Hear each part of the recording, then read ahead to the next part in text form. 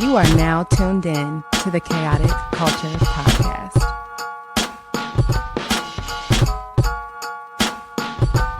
It's the KKP on your mother flipping airways. Hear the name ringing through the halls and the stairways. You were listening to a pod that can segue. All the latest topics guaranteed to fill your headspace. It's a safe place to voice your opinion. Say what you feel just like you're a kid again. Kid to pro and friends, black as obsidian. Chaotic culture, that's the world we living in. So what's the word?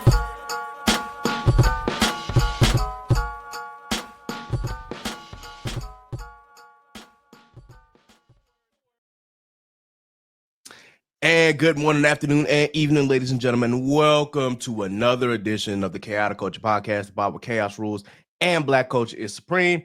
The Chaotic Culture Podcast is brought to you by Patreon.com. Please go and subscribe to Patreon.com/Chaotic Culture Pod to get bonus episodes, content, and of course, to help keep the lights on. You can subscribe for as low as $3 today. Once again, we appreciate your support.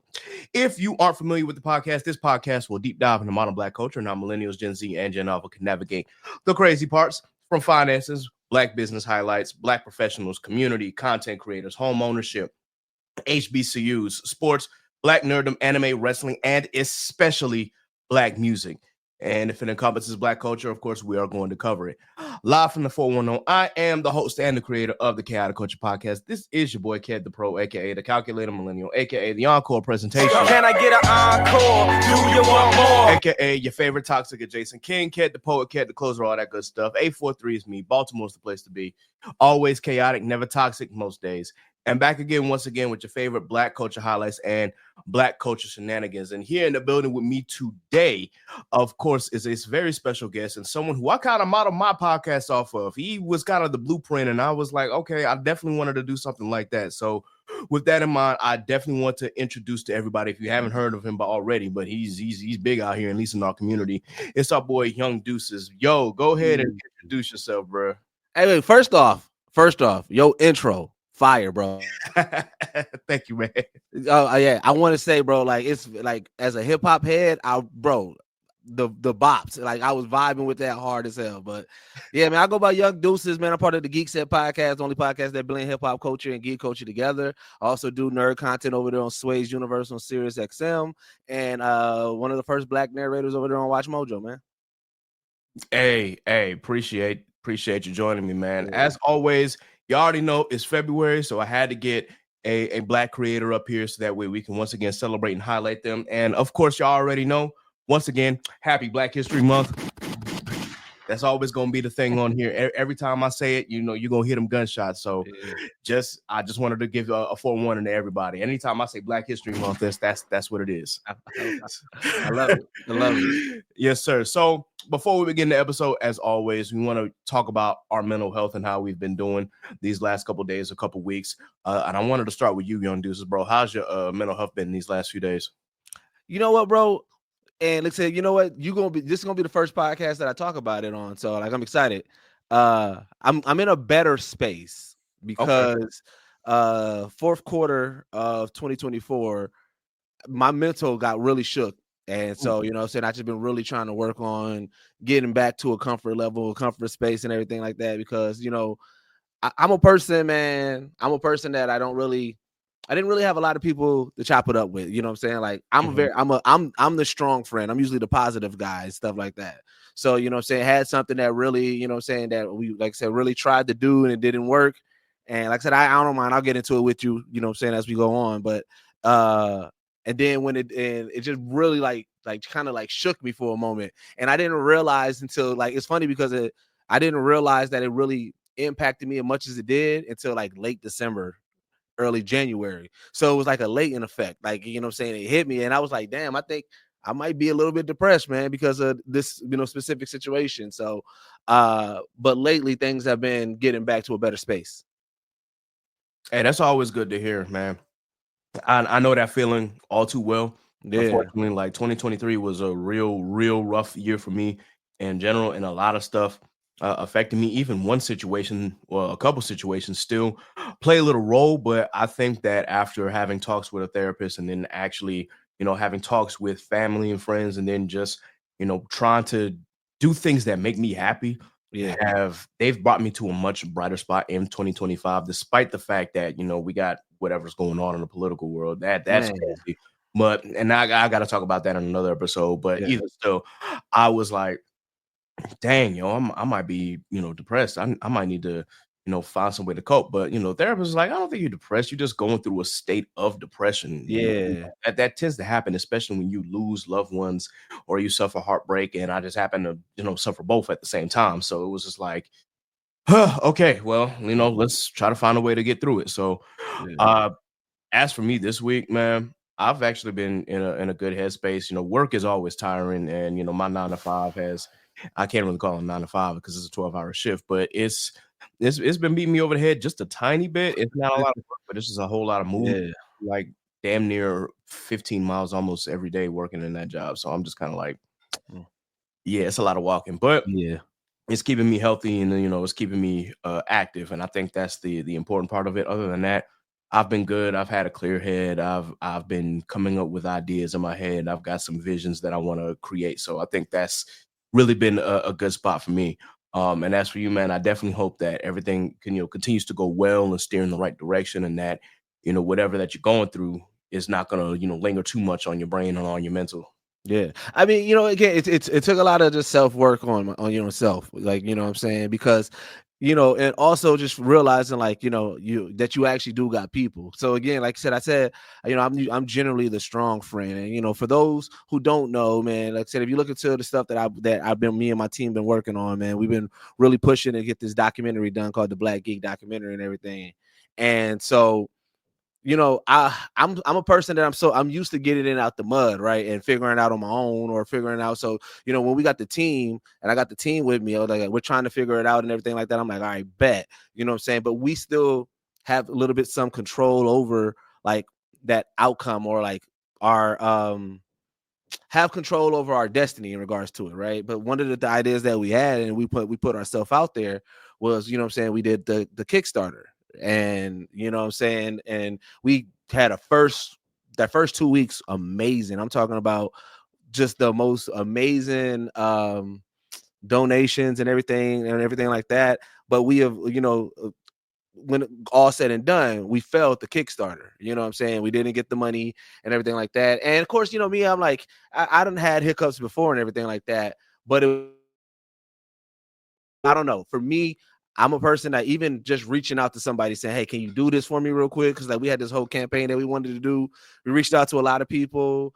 Only a handful of people helped out in the idea that we had in regards to there. And then, like I said, even with the donations, and like I said, it didn't come in like we expected after everything that we did. So like for me, what shook me the most is I was like, man, I felt like we did everything right. Like I felt like we didn't cut corners or do anything that wouldn't equate to success. So when it wasn't successful, and then I was like, okay, we just got to figure out how to pivot, which I'm okay with pivoting, but it was just like I really had no direction on where to go. And when I felt like I was the captain steering the boat and trying to figure it out, and I had no answers for my team, like that shit really shook me. So it was just like it was one of those things that I was like, shit, like where do we go from here now? And it was like just dealing with that. Like I said, coming from where I come from, I've had failure, I've had roadblocks, I've had lessons and things like that, but I don't know, for some reason that this one really shook me, and I didn't notice it until late that it changed a lot of my outlook on things. And I was like, I got to get back to who I was, to the people that, what I'm saying, who I was as a person, and getting back to that positive mindset, that always looking forward. But I was like, but also, speaking with the therapist, because like I said, I've been on my hunt for trying to find the right therapist. But speaking with the therapist that I did speak with and everything, also realizing it's okay to feel that. Like I think that I've been so robotic of push forward. Oh, this is another roadblock. Don't worry, we're gonna get over it and push forward. That throughout my walk and throughout my path, I didn't have those moments where I really felt my feels and shit. So also realizing that it's okay to have that moment too. So it's like it's just been a lot. It's been a lot within this past 6 to 8 months. Man, boy, you preaching to me right now, because if I haven't, I've had some similar instances where I feel like there were times, especially with this platform, that I was heading in the right direction and then something didn't go right. And it's just like, well, damn, yo, like what I thought I did everything right. What can I do? Like, for example, for those who don't know, I mean, Dubby used to be like a sponsor for us, but I wasn't getting any traction with that whatsoever. Right. Like all the promotion that I was doing with that particular sponsor, like I would get no responses. I would get, nobody who would like tap into W's products and whatnot. And so I'm just sitting here like, well, I'm doing like the media stuff for it on the podcast. I'm promoting it on the platforms and whatnot. Like, what is it that I'm not doing? And even with the being inside the Discord and them giving me tips and whatnot, I'm like, I'm following everything that y'all are telling me. It's just, it ain't working. Yeah. So I've got to find a way around it. But it still left me feeling like, damn, yo, like what am I not doing right? And there have been plenty of times where I felt like that with the pod. I was just like, man, I'm doing this pod over 5 years. And then there's some episodes that like get really a lot of traction, and there's others that don't. I was just like, okay, well, what do I do? Like, do I need to like go to YouTube and things like that? And it was just rattling in my brain. And what I failed to do in times like that was, of course, just lean on the team that I do have. And I know that everybody has, their busy moments. Everybody's got something going on. But the team is always there to, to uplift me in the event that, something doesn't like go in the right direction. And then, of course, they can offer their advice. Steve is really a good person to talk to when stuff goes wrong. Because, I mean, he leads Ip Mob and I'm part of Ip Mob. So it was just bouncing off those ideas. Sappy has been there to, keep me focused and like, hey, look, listen, maybe we can try in this direction. And then Law will also throw great ideas out there as well. So I know that for me, it was just, lean more onto the people that you have because your team is there to support you. You don't have to take everything on by yourself. And I think when we lead a certain project, we want things done a certain way, but we also have to remember that, hey, that it comes with having to deal with failure at times. But the most important thing is like, don't push past those feelings. Just, let yourself embrace what has happened. And then at that point, once you're able to, whether you're feeling like sad about it, upset about it, whatever the case may be, still allow yourself to feel it. And then at that point, once you felt it, instead of ignoring it, then you can be like, okay, I've got all of that out. What's the next step? Yeah. And I think that offers a clearer mind to moving forward as far as whatever projects that you want to push. Yeah, and you know what else I realized too, just like even just trying to, figure my shit out, is also, like I've been really heavy on the phrase, go where you're celebrated, not where you're tolerated, right? Because one of the reasons why I fell in love with this community, even in general, and even got a chance to, meet people like you and Steve, like just everybody within this community, is because, this community is built out of love. It's built out of support. When we see each other doing dope shit, it's like, oh shit, well, let me pull up. Yo, shit, let me like, let me repost, let me talk about it, let me say stuff like that, right? And don't worry, where I was being hard on myself. And it's funny because, like I said, the team never felt the way. The culture, the community, it never made me feel the type of way or anything about it and everything like that. But it is that it's like, I got so caught up on, I want to help elevate this culture so much. So again, I'm robotic in my mindset of, I'm like, all right, I got to do it bigger. And I feel, sometimes I might forget the moments to celebrate with the people who celebrated the one thing that I got, that I'm like, all right, I did that. Now let me get to the next one. I'm like, oh, wait a minute. Let me take this moment with this one right here first, because we also did this on our walk. So it's like, even though I'm like, oh, this was great, now let's now I got to do it bigger for the culture. Now I got to do it bigger for the culture, where my intentions are good because I'm trying to help elevate the culture, but I'm forgetting to smell the flowers along my path. And so where other people might be trying to celebrate with me, I'm already trying to think of the next move. I think that's where that burnout's coming. That's where that self-doubt of, oh man, because it's like I'm chasing this imaginary white whale of bigger for the culture, when I'm like, oh shit, I'm already doing things that the culture, appreciates, or the culture and the community rock with, and I got to remember, what got me there. And so it's like, it's just slowing down, taking that moment to, not be just so one track minded and everything. And again, like you said, leaning on the team. Like I said, my team ain't never made me feel like I failed them or I let them down. But in my mindset, I'm just like if something doesn't output in a specific way, I'm just like, dang, I hope not. Like I'm self-doubting myself. I'm like, damn, I hope they didn't feel like they wasted their time, or I'm hoping that people ain't feeling like, oh man, wait, like what they doing over there is like, I don't know. It's just it's weird how the human mind thinks. You ain't lying. Nah, for sure, man. And I hope that when I get to a certain point that I don't forget, like, to smell the flowers, as they come as well, and to not forget the people who have been there since day one supporting me as well. Like, I know that, with this platform, it's all about celebrating Black culture and then talking about, the ways that we can, be successful, as well as point out the crazy parts in our culture, especially within hip hop culture, because with every good, there's also some stuff that comes along with that. But at the end of the day, it was like, okay, remember who you're doing it for, remember what you have, and also just be sure that you continue using your platform for good and for creative purposes, and don't ever lose sight of that. And just keep on, continue to stay humble in that regard, and don't let anything deter you from your path. And I think that's been one of the most important lessons that I've been learning, and that I'm trying not to steer off from. Oh, so 1 second, my camera just got dark all of a sudden. Oh yeah, I saw. I was just like, dang, what happened, bro? It's black in there. Yeah, I have no clue what just happened. Well, let me try. Hold on, let me try something. Okay. Well, while Deuces gets his camera fixed, I just wanted to once again thank everybody for tuning into the latest episodes that we had. We've been doing some incredible things this month, and the last episode we did, we just had a conversation with Daphne, and she definitely dropped some gems and some knowledge regarding trademark law, as well as just finding that career path that fits you. So as you watch these episodes, if you have young children, or if you have people who may not know what their life entails, or may not know exactly what they've got going on, and use this time to sit down with them and figure out what they like to do, what they love to do, and what their passions are. And especially in our Black families, we don't want to steer them in just one direction just because we want them to follow a certain direction. So always just remember to have those conversations, follow your dreams, and most importantly, do what you love.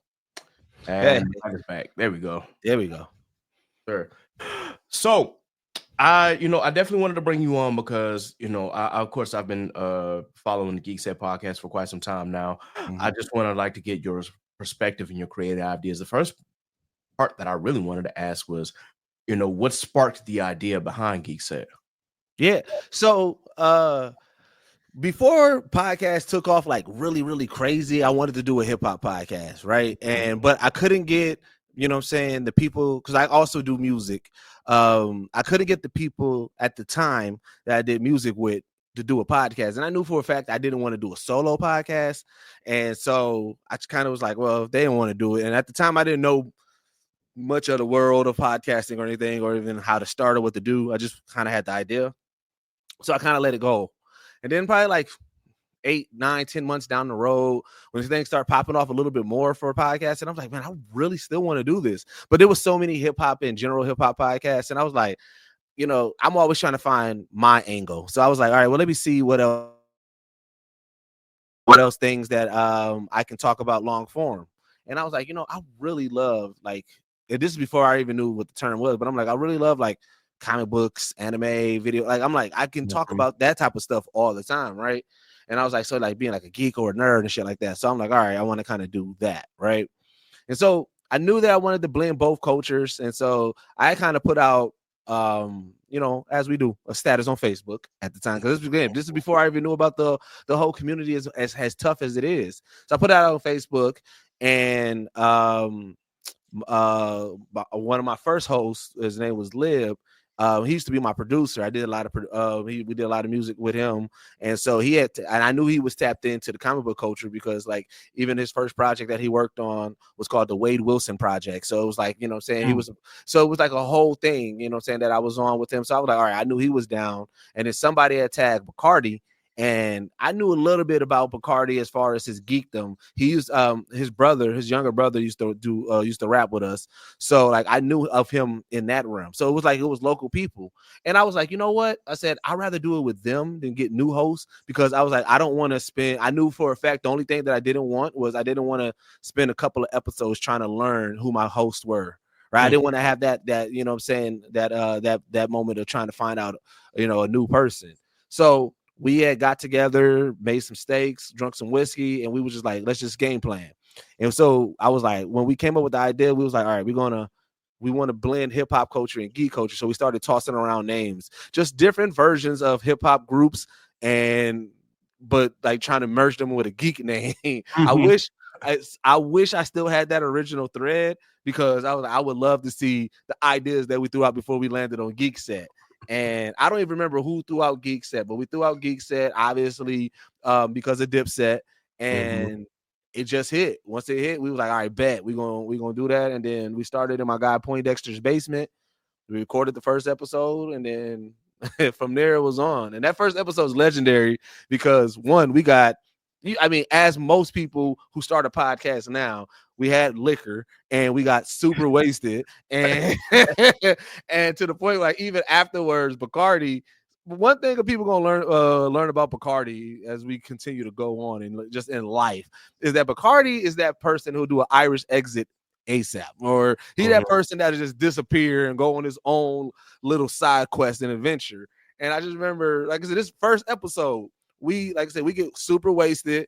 We leave the pod. I get to the crib. The next thing I know, his little brother hitting us all up on Facebook chat. Like, yo, hey, y'all see Bacardi? We're like, I mean, he just left the pod. They're like, well, can't nobody get in contact with him. We calling him, family calling him. So then we start calling him. Gonna find out he just passed out drunk in the crib. But it was just like, you know what I'm saying? It was just one of those unfiltered episodes from the first, when we just straight audio and everything like that. And yeah, we just continue to move and continue to go. And now we 6 years in. Hey, that sounds really dope, and it kind of sounds similar to how we started, bro. and I gotta throw this story out there. This is the first time I'm ever talking about this on the actual pod itself. So obviously, I had the idea to create a podcast like in 2015. I had this idea. I just didn't know like how to start it and whatnot and what I wanted to do. I just knew that, hey, my voice is powerful. I want to use it for something that I love and enjoy. And during that time, I think around 2018 is when I'm like, you know what? Let me talk about hip hop. Like, I love hip hop and I love talking about those sort of things. But at the same time, it was like, there's a lot of hip hop podcasts going on right now. Right. Like, and I know that there's different lanes. So I got to add another element to it. So I'm like, what if I add like a community element to it? What if I add, you know, where we celebrate, you know, those who are not just, you know, out here, but let's make it those who are like doing stuff not only in the hip hop community, but just in the community at large. And then I'm like, what if we, you know, tailor that to, you know, Black people, especially because, you know, our people, there are sometimes in some communities where they don't necessarily know what they want to do, or they may feel like they're trapped, or they may feel like there's only one direction to go, you know, whether it be to play professional sports, and there's nothing wrong with that, but also, you know, there's other ways and means of being successful. You don't just have to, you know, work in corporate America or join the military or, you know, play professional sports. There are other means and ways for us to get it. So I'm like, let me add that to it as well. And then we could talk about some of the good things that happen in the hip hop community and some of the things that, you know, keep us in a state of insanity where we think that this is the correct way to go and not necessarily. And that's why I always say in every podcast, whenever a celebrity does something wrong, I'm like, hey, please, these celebrities are not your heroes. Just remember that when we're talking about them, because sometimes they will do certain things and they're not trying to be your role model. It's just the hype got to them, and this is how it turned out. Yes. But with that in mind, that first episode, I was bouncing around like the names and whatnot. And I, at the time in 2019, I, you know, joined Kappa Alpha Psi. So I'm like, okay, that's cool. And then also I also did the drum line, you know, at an HBCU at Hampton University. Okay. And the line that I crossed with, we called ourselves Chaos. So I was like, okay, well, I want to talk about the culture, and I know how chaotic it can get. Hey, chaotic culture. But I did it with 2 C's, and I'm like, I'm a cap. I'm gonna change those to K's. Got you. That's what it is. And then on top of that, my actual name, I know people call me Ked, but like my actual name does start with a Ked, and it's a play on my actual name anyway. So I'm like, all right, cool. So that fits. But that actual first episode, it doesn't exist anymore. It got lost in the sauce somewhere because my boy Law, he was the first person to join me. It was just me. It was really just me and him. We were like, all right, we're gonna start with 2, and then if it grows, it grows. And one night we were just like, hey, we're gonna do a recording. This gonna be our first episode. And just like as you said, I got drunk, he got high, and we were just like, we were kind of all over the place. I tried to keep focused, but I'm just like, dog, yo, I'm twisted. And he's like, yeah, me too. And I don't know what happened to that file.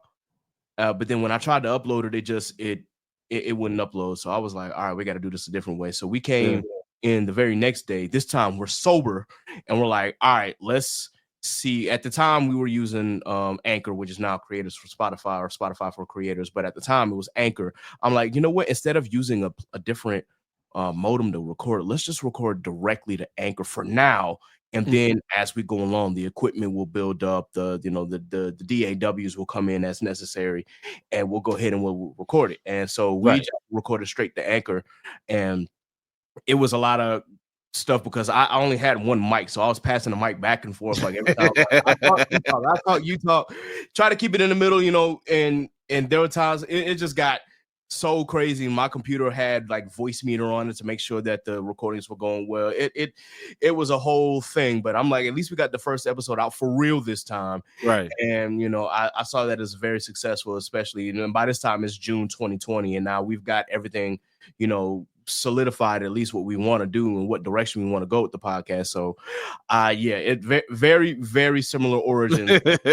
It's crazy. I mean, like I said, my guy, he already had his little not little, let me take it back. Luckily my guy already had his podcast network set up and everything like that, right? So when we came on and we had the idea, we kind of did like a trial run underneath this network. So our first episode is out there and live. I'm trying to convince the guys to let's do a reaction. Let's listen to our first episode and react to it, because man, listen here, we was the Wild Wild West. So I talk about this all the time because, like I said, I don't hide from our past, and obviously you can see the growth and everything. But we was gonna lean into the Dipset whole thing, like we gonna be the bad boys of this blurred culture and anime culture and podcasting and everything like that. So we like, my guy, he had this saying where he was like when we first started off, we was like, we gonna be the cool nerds. Like I said, this is before we knew about the community and everything like that. And so his whole slogan was, "Hey, yo, geeks get pussy too." I ain't gonna keep on. I don't want to get you I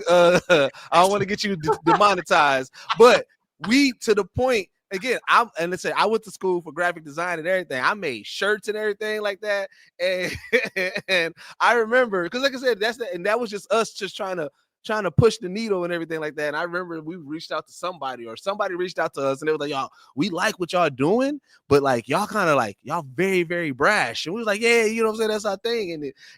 But it was like, as we continue to grow, and then like even just understanding the importance of this culture and how Black women and just women in general are treated and they're mistreated in this culture and everything like that.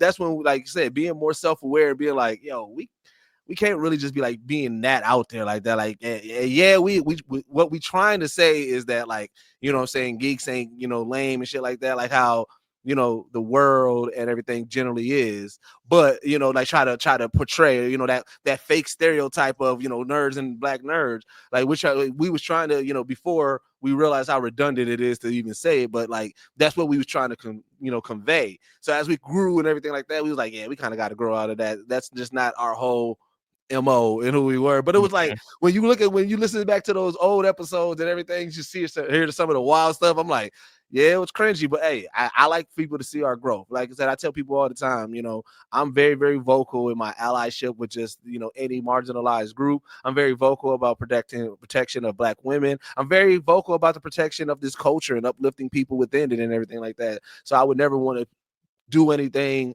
to deteriorate from the growth of this culture. But I also think it's very important to show people growth, to show people like, hey, not everybody where I I'm never preachy to tell somebody who they should be or hey, you're doing it wrong or anything like that. I can only control my story and my narrative. So I'm like, I'm gonna just prove in my walk of life who I am as a person. And even if somebody find something from the past, hey, we can talk about it. Yeah, am I proud of some of the shit? No, but hey, let me tell you about why I did that work before whatever. No matter how big or how small I stay, I can be on the top of the world. If somebody was to bring up my past, I always say, I said some stupid shit before. I did some stupid stuff before, but that does not define who I am as a person. I'm willing to have a conversation with people about it. So, but it's just funny when you think about how wild you are when you first start, and then when you once you get a little bit polished and everything, you're like, yeah, I feel good about my journey. Nah, for real. You hit some points on there because when it comes to us, you can hear the growth of the podcast, not just from our conversations, but also just from the evolution of our technology and the stuff that we've been using. So it's just like, dang, now that we got all of this, it makes things a lot easier for us to produce episodes. But also, I listen back to some of those conversations. It's just like, man, we've grown so much, and we already had like a mature mindset going in. But even still, like you learn new things as you go, especially when you've been doing something for almost 5 years. It's like, all right, yeah, I see what they were talking about. I hear what we were saying. What are our opinions of this now? Do I still think that same way? And how do I still feel about this particular thought process? So it's really amazing just to see your growth as a person. And I can tell you, like, from me as a teen versus me as a 30-year-old, well, a 30-plus-year-old, it's kind of like it's literally night and day between my mindset of wanting to do something with my voice and then going into my 20s trying to figure it out, and then now hitting my 30s, it's just like, okay, I think I found what works for me. But also just seeing some of the stuff that I said in the past, not even on this platform, just in general. I looked back at some of those like Facebook messages that I used to do when I was in high school. I was just like, yo, what the hell was I talking about? What mindset did I have? I was like, yo, was I really that diabolical in high school? Man, bro. Nuts. I matured a little bit in college, like for real, but some of the stuff that I said in high school, I'm just like, bro, ain't no way that I said this is real incel behavior, bro. Like, I grew out of that because that was crazy. Absolutely crazy. Well, thank you for sharing that perspective, man. Now, as far as like the Geekset podcast itself, what are some of your favorite episodes? I definitely wanted to talk about that if you can, name them. Yeah.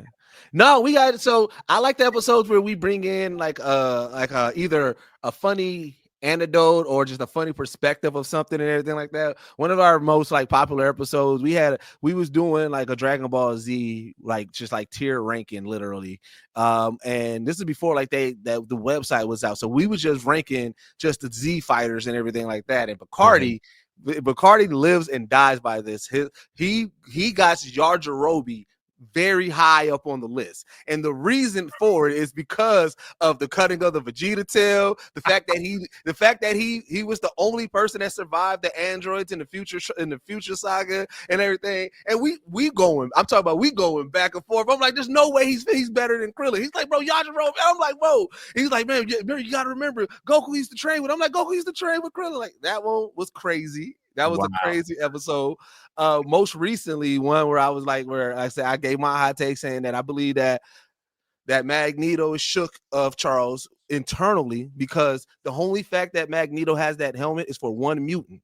It's for Charles. And even when Magneto is fighting somebody else, he keeps that helmet on. And I said, why are you still thinking about me 24/7? Just I know that if we going to fight, yeah, put the helmet on. But if I'm over here fighting somebody else or you fighting somebody else, why are you thinking about me still? You don't need the helmet. So I'm like, Xavier, like Magneto is really shook of Xavier, like to his core. And again, I didn't say it wasn't justified. I mean, you make somebody experience the Holocaust again. Like, yes, I would be shook too. But I'm just like, we got to acknowledge that he's internally scared of him.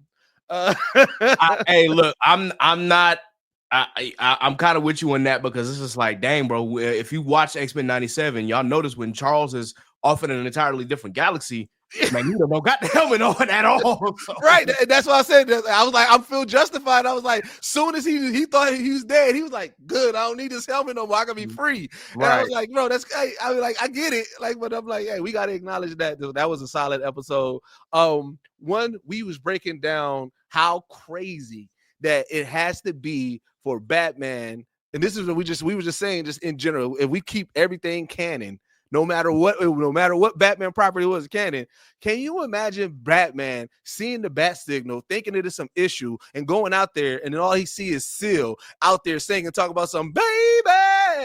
Like, we was like, bro, that got to be the wildest thing as a hero to see. Like, wait, what? Who is this dude screaming? Shout out to Batman Forever. Yeah. So I love it when we get to talk about things like that, or like, before all the shit that went, things that went down with Diddy. I was like, bro, Diddy's the only person that went up against Godzilla 1v1. Diddy had a whole video. He went 1v1 with Godzilla, rapping in his face, going crazy. I was like, no, they got. So it's like, I like it when we get to talk about stuff like that, when we bring those moments into the podcast, where it's not just, fact checking or just deep dives. I do like it when we deep dive, but I do like it when we can bring the fun and blend the hilariousness of it and stuff like that. Nah, that's dope for real. And speaking of Seal, I don't know why that comment just reminded me of that damn Mountain Dew commercial, bro. Like, that was one of the funniest and yet creepiest things I've ever seen. I'm just like, oh, Seal is a seal. Oh God, no! What are we doing? That shit had me shook at the Super Bowl. I'm just like, oh, okay, all right. It came out of nowhere. I was like, wait, what? Out of nowhere. People were literally asking, like, yo, Seal, do you need funds, bro? Like, is the money really that crazy right now? Do you need some stuff in your pocket? I'm like, look, man, Kiss by a Rose is a forever, like, that is a forever classic, a forever timeless track by Seal. I don't think he needs the money, but I guess he just wanted to do this for fun, whatever the case may be. It was still weird. It just came out of left field. So I'm like, all right, you got it, bro. You absolutely got it. That also reminded me of Fly Like an Eagle, his cover of that. Yes, that he did for Space Jam. It was just like, yo, could you imagine just being on a basketball court and then Seal comes out of nowhere singing "Fly Like an Eagle"? Low key, if I'm doing a movie or if I'm doing anywhere and I see Seal and Seal's not making a soundtrack song for what I'm a part of, I'm gonna be kind of upset. I'm gonna be kind of slighted. Like, bro, no, we need Seal to sing something on the soundtrack? Like, right? Yeah, get him on. He gonna make a great soundtrack. He gonna make a great soundtrack song and it's gonna play into it, and we gonna go with it. Like, that is, I fuck with Seal for that. Excuse my language, y'all. Hope I don't get demonetized. But anyway, hey, thank you for that, man. You definitely brought some joy. I definitely will have to go back and check those episodes. Speaking of Dragon Ball, have you been keeping up with Daima? Oh my God, yes, bruh. Yeah.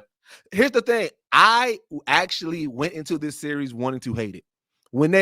Because like I said, I'm up on the manga and everything like that. So when they dropped the trailer, and I'm like, bro, why are they doing this? I said, we got Moro, we got all these dope storylines to get to after Super. Why are we going back to after the Buu saga and essentially doing the GT clone, trying to retcon it? Now, I was like, I'm gonna give it a shot, and this is where I think that's how they got me.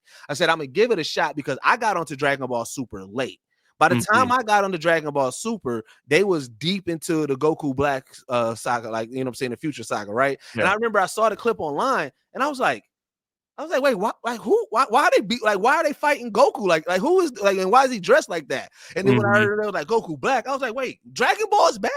And so when I got back to it and I was watching it and I was seeing like the things that how like they redid with Broly and like certain things like that, and I started seeing like Resurrection F and like just start seeing all the new things that he's doing. I was like, oh, I see what Dragon Ball Super was doing. I was like, they're taking certain elements from some of the movies that quote unquote at the time was in canon, and I was like, oh, they're trying to make them canon. I'm like, all right, I'm cool with that. So when I saw with Dama, I was like, I bet you they're gonna start trying to retcon a lot of things of GT, and I was like, if they give us a Super Saiyan 4, because I was like, that's my second favorite form of Super Saiyan. I said, if they give us a Super Saiyan 4, I'll allow it, right? So I was still on the fence for it. And when I watched those first few episodes, I think it was that first Goku fight when he was at the bar, and I was watching it, and I said, yo, why am I excited about this fight? I was like, bro, he really like fighting, because I thought it was going to be more so either how GT was or even how Dragon Ball was. As much as I love Dragon Ball, when you rewatch Dragon Ball and now, and the way that animation is and how fights are now, Dragon Ball, you kind of be like, all right, you gotta, this is for what it was of the times. So when I saw like it was like GT, because we got the young Goku and everybody young, but they was fighting like how today animation was, and I was like, all right, I think I'm in. And as they kept on going, I'm like, oh, they got me. And yeah, that last episode, I was like, yeah, I'm in. I'm all the way in at this point. So yeah, no, I'll fuck with Dama heavy. Okay, bet. And speaking of which, I think Daima only has like 2 episodes left. So yeah, they're doing 20 this season. Yeah. So this will be interesting how they ended off. But I think for me with Daima, I'm always like, you know what? This is Akira Toriyama's last project. I'm gonna give it a chance. I'm gonna see what he's got in store. I'm gonna see what little Easter eggs or whatever he throws in there. And yeah, seeing him turn back into kids was kind of one thing. But this is like, you know what? I'm gonna still give it a shot. Yeah, and I'm just hoping that he doesn't nerf their power, and obviously he did not. I'm like, oh no, I'm like, yo, Goku, Vegeta, and Piccolo, they still got hands, even though they're smaller. So that's really what I wanted to see. And as you said, like going back, I did a Dragon Ball rewatch last year, and I just realized a lot of the stuff that flew in Dragon Ball also wouldn't fly in, today, because I have to, as you said, it's part of the times. I'm like, this is the 80s we talking about. They got away with a lot of shit. Toriyama he did and said a lot of shit with these characters, but still it was nice to see. I love seeing the fights. The fights with the Tamagami were great. I nerded out when Vegeta went Super Saiyan 3. I was like, oh, I'm here now. Like I was already invested in the show, but now I'm like, all right, now I'm locked in.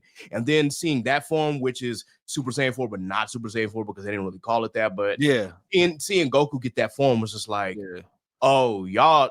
I'm like, man, Toriyama, you mad man. You left us with something before you got up out of here. Okay, bro. What I also do love, and this is something that I was like, oh, what Super didn't do, but Dama's doing, and I'm like, I respect it. So I'm not on the Super hate train. Like I said, I know a lot of people don't like Super. I like Super for what it is, because like, to me, I tell people all the time, Dragon Ball in general is not going to hit you in the feels. It's not going to be this deep inner, deep inner thought about, a theme or with anime. I said the same type of excitement that you get around sports games, whether it's the NFL, NBA, whatever, that same excitement, you get that excitement when watching Dragon Ball properties. When they're fighting, you excited. But what Dama did was when they expanded the lore about the demons and the demon world, and I said, oh, I didn't think I needed that. And the Majins, and it's just I said, oh, somebody was like, you know what? I'll also want to add some lore. Like, I was like, I appreciate that, because we haven't gotten, if you think about the Dragon Ball universe, even in general, we got new universes and everything like that, but like that, it was more Cliff Notes just to explain the tournament of power. We got, learned about, like, we didn't learn much lore as like how we're doing in Dama. We're getting really history of the demon worlds and everything like that. And I said, I like that. I like, this is different for a Dragon Ball property. And I was like, so again, I went in wanting to hate, and I was pleasantly surprised. Yeah, what I really loved was the history of the Namekians and tying them back to the demon world. I was like, okay, because we went from demons to aliens, and I'm like, oh wait, they're back to being part of the demon world again. So that now it makes sense why he was called Demon King Piccolo. So everything really kind of fits with that. There were, a couple retcons that I'm just like, okay, Dragon Ball. But then at the same time, I'm just like, Dragon Ball, it will happen. You know what? Whatever, fine. It is what it is, because I think one retcon that I was curious about, I'm like, okay, we see that Kibito and Shin have split up, but in Super, Super, they're still, still fused. So I'm like, okay, well, we'll just have to get past that part. You think you think we get into fusion? I think that's the final thing that we're gonna get out this. We're gonna get a fusion. And I think so too. I do want to see what happens. I think Goku Vegeta might fuse again. We'll see what happens. I know that it's gonna be something. we'll see something, and then we just got to figure out what this wish is, which I believe is that Gloria wished them back to being adults. So we talked about this on our last episode, right? Mhm. And this is my theory because and it depends. It depends if they're trying to be on some Marvel shit or not, right? So Marvel has a history of retconning things and then making something fit into where the future is, right? Right. So when you think about when Goku fought Beerus, and it was like, you remember, Super was a couple of years after the Buu saga, and this Dama picks up right after the Buu saga. But at some point when Goku was fighting Beerus, he had told Beerus, yeah, Super Saiyan 3 is all I got. And then you know what I'm saying, he moves up into, you know, God form and everything like that, right? And so my bet is if they're on some Marvel shit, because they're in the demon world and to be this powerful, the wish is going to come with also a memory wipe of you don't remember this, because it's going to be like with everything that's going on in this series. I'm like, how are they going to work it into in here? But then also earlier before the series dropped, and again, it depends on which route they want to go. They said that everything in the Dragon Ball universe that you've seen is canon. They introduced a multiverse, so they were like Kai, GT, Dominator, like it's everything you've seen. Dragon Ball superheroes, Dragon Ball, like all of that is canon. So they could just simply be like, oh, well, this is also another universe or whatnot. So it's just I'm interested to see how they connected, whether it's good or not. Like, I don't need a deep connection. I don't even need it to be. I'm just interested to see how they're going to make it make sense. Like these events that have never been talked about in Super or any of the new properties. How are they going to retcon what happened here?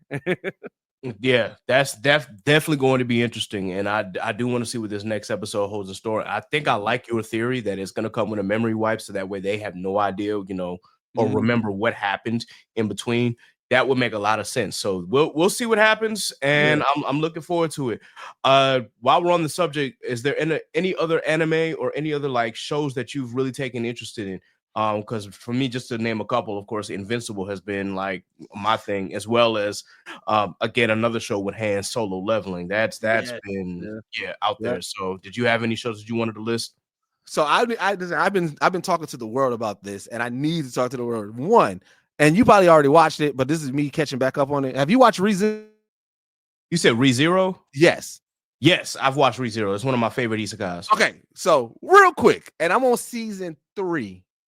I just want to ask you, if somebody asks you, hey, what is ReZero about? What are you going to say? I'm going to say it's about this guy who was an incel who fell into another world and grows up, but the only way that he can grow up is figuring out solutions that require him to die multiple times. That's my main thing. Is like, in order for him to grow up and figure this out and to protect the people that he loves and himself, he has to die and reset himself. So that way it's like, okay, that didn't work. That was a problem for me. Let me, grow a little bit and figure out what my next move is. Okay, because I love ReZero right now, right? However, I was like, I don't know what this is about, because all right, so I like long title animes. Like, this has been my thing. Like, I've been reincarnated in this world as a vending machine. I've been like, I love like long title animes is my shit right now. I love them, right? And I love the animes. You get pulled into a world, and it is like, all right, it's usually the same thing. I got pulled into this world. Oh shit, there's a leveling power or scaling power thing. I gotta level up. You know what I'm saying? I'm fighting the Demon King, or I'm saving this world, or whatever the case may be, right? So I'm thinking that what this is about. But as I'm watching it, I'm like, he's just going through hell. I was like, and it seems like he's just destined to die every time and not really save the day, because every time you think something's going to be going good and you think that they solved it, it just pushes it further to a more catastrophic event. And I said, this is literally hell, because I'm like, one, he's not even leveling up. So I'm like, what is the point here?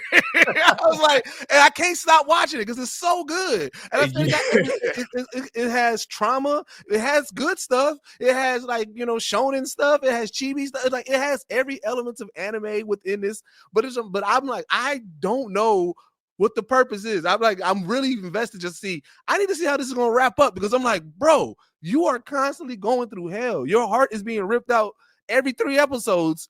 and both figuratively and literally. And I'm like, I need to figure out what's going on with this anime. So yeah, Wow. ReZero is such a good anime. It's just, boy, it's gonna take you on a roller coaster. Nah, for real, and it definitely does that. I've thoroughly enjoyed it because it is so good. But as you said, it's yeah, it's definitely a ride, and there's just so many things happening within that show. But at the same time, they are all connected. They all make sense. It's not just a random amalgamation of different anime types and whatnot. It all fits within the story and within the world that Subaru finds himself in. And I think, as you said, like he's pretty much going through his own personal hell. And it seems that every time he finds a solution and whatnot, up here comes another catastrophic event that he has to figure out how to solve. So I think it's, with him doing that, and while he's not leveling up from a power standpoint, at least for what I'm seeing, I'm like, at least his character is leveling up. Oh yeah. That's the biggest thing. I'm like, okay, he's growing, and he got out of incel behavior, and yes, there's still some elements of that within the gags, but you see he's actually maturing as a person. And I think, and I hate that the traumatic experiences had to happen for him to grow, but it's like it was necessary, because otherwise he still would have kept that same mindset. So it's like, with all the times that you died or seen somebody that you care about die, and all the pain that you suffered, you go back and like, okay, that didn't work. I need to find another solution in order for me to survive and in order for me to grow. And we see that is starting to work. So I can't wait until this next part of the season drops, because we've been waiting for this season for like years. Yeah, well, like I said, so by the time I should probably be done this week, because also these are hour-long episodes. That's another thing that threw me for a loop. I was like, oh, because I'm like, man, they are really adding a lot of depth within this anime, and I'm like, oh man, these are hour-long episodes. That's why I'm feeling it like how I'm feeling it. But though there's been multiple times where I'm watching and I'm like, why would they write that? Why would they animate that? I was like, oh, this like, man. Oh my God, yeah, I'm loving that. Dr. Stone's back. I love Dr. Stone. Yes. Man, that intro so fire. This season, intro, I said, yo, they getting money now. They getting money now, right now, because that intro, One of the things that I've always loved about Dr. Stone is that they've had some pretty dope intros, even if they're a little different than the normal ones. You're just like, wait, no, I like this. This is grooving, bro. Like, and me being a big lover of music, I'm like, all right, okay, I see where they were going with this. Yep. So I definitely love the new season of Dr. Stone. I actually have to catch up. I'm behind like a couple episodes, but I know that this is like the final season. And I'm glad that we've got another Dr. Stone lover, because Steve hates Dr. Stone for whatever reason. I don't know. Steve, chill out, man. Bro, that's crazy. That's crazy. I love bro. From the first time I watched Dr. Stone, I was like, oh yeah, this fire. Right? I rock with Dr. Stone heavily, bro. I wonder I got to talk to Steve now. I got to figure out what his beef with. Yeah, I couldn't tell you, bro. I don't know. I guess it doesn't interest me. I'm like, yo, I'm fascinated by all of this. There was stuff that like took me back to some of my high school. Like, like especially in the beginning where we were, he was showing how things were made and creative in order to get ahead in the stone world. I'm like, I never thought about it like that. Oh, I didn't know that that's how you create that, and things start to make sense. They kind of speed run through a lot of it in the later seasons, but you're still like, okay, But just the Senku's creativity has always been, the thing that captivated me the most. So I love that show. I love it. So you got any other shows that you've been interested in, or any other comics or games that have piqued your interest? Well, as far as comics, like I'm on this like redoing stuff, right? And so I just wrapped up my Daredevil rewatch. If you haven't rewatched that series, go back and rewatch it. I forgot how fire it was. I also forgot how much of the story I forgot. Daredevil obviously getting ready for Born Again. I was like, let me just rewatch it. Daredevil was such a good watch and everything like that. And then as far as gaming, I've been doing a Resident Evil rerun. So I'm on Resident Evil 3 now and everything like that. So like that's been pretty dope. And then like every night in general, like I said, every night in general, and probably like twice a week we try to stream it. I do GTA Online with a couple of comedians. So comedian Clint Coley, Will Ferrell from All Def Digital, and Lou G from All Def Digital. We get on and we call ourselves the Fleet, and we do Grand Theft Auto gaming. Man, that's what's up. How did that connection with All Def Digital happen? So when the pandemic hit, I'm a fan of podcasting in general. So I watch so many podcasts. I'm actually a fan of content creators and the whole platform in general. I watch a lot of YouTube and just in general, I like to see what people create, right? And so All Def they was doing Squadcast, Tahir was doing Zooming with the homies, Kev on stage was doing all his stuff. And this is when I first got introduced to Discord. So remember, when the pandemic hit, everybody was just trying to find community. That's actually how I found the Blur community. Because when I caught COVID my Christmas break. So every year when I was working the 9 to 5, I would take from Christmas, like from the week of Christmas all the way to the first like working week in the new year. I would take off. Me, my dad, my mom, and all that. Like we always did that. So I took off, and then I ended up catching COVID. And then my mom and my dad caught COVID. So I kind of quarantined at their house. So throughout that whole period of time of COVID, when COVID hit, even in general, and then when I was quarantining, I was just consuming All Def Digital content. I was finding those Twitter spaces and everything like that. And then and it was all about community. Everybody had the live chats, and then we in the live chats, and they had the Discord and everything like that, right? And we was 3 years deep into the Geekset podcast, and when the pandemic hit and everybody went remote, we didn't have remote down yet. But I knew how to use StreamYard, but we didn't have remote as to what's the name. And I was like, you know what? I don't want us to lose steam. If we're going to be stopping the podcast for a while, let me do these interviews, because I'm like, I've been watching all these creators during the pandemic and everything like that. I'm like, I want to interview some of these people. And so my thought process always is the worst that anybody, I don't care who you are as a celebrity, the worst that you can tell me is no. So I'm going to reach out regardless, right? So luckily, because through music, I already had a connection with Mickey Fax, because I got me and him, we got songs and music videos out that we did. So, I'm saying I hit him up, and I knew he was a big nerd, and he was my very, very first episode. Within that very, very first episode, he talked about this tournament that was supposed to happen between him, Just Blaze, Hit Boy, and Pharrell, right?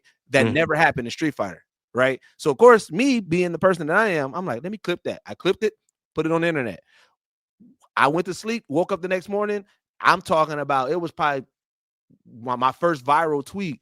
It was it was Hit Boy, Just Blaze, Mickey Fax, somehow Lupe Fiasco jumped in there, and then Drummer Boy, all talking about, we can set this Street Fighter matchup right now. Like, what are you talking about? We can go right now. And I'm just like, yo, I'm like, hey, I felt like good, right? So as that was going, of course, I'm like, all right, well, I want to talk about what I'm doing. So I'm hitting the Discords, I'm saying all the Discords that I'm a part of, like, hey, yo, check out my interview with Mickey Fax, right? And then my next episode, again, I'm just reaching out to people. Me and Timothy De La Ghetto already followed each other. I don't remember why, but I just DM'd him like, yo, you trying to get on? And he was like, yeah, bet. So I interviewed him. So then at that point, I had 2 celebrities right under the belt. And then I was like, all right, bet, let me just keep on going, trying to do these interviews. And I was listening to an interview every Sunday. So after I was hitting those Discords like that, he was liking them. He was liking all the episodes. So I was like, well, shit, let me hit up Tahir. So I hit up Tahir more, and I was like, yo, I'm like, I'll, introduce, I'm Young Deuces. I'm part of the More Mob. That's what he called his crew. I'm like, yo, I pull up every time you got something going on, but I would love to interview you. He was like, bet. He's like, I'm on vacation right now. But I was like, I'll do the interview. So we did the interview real quick.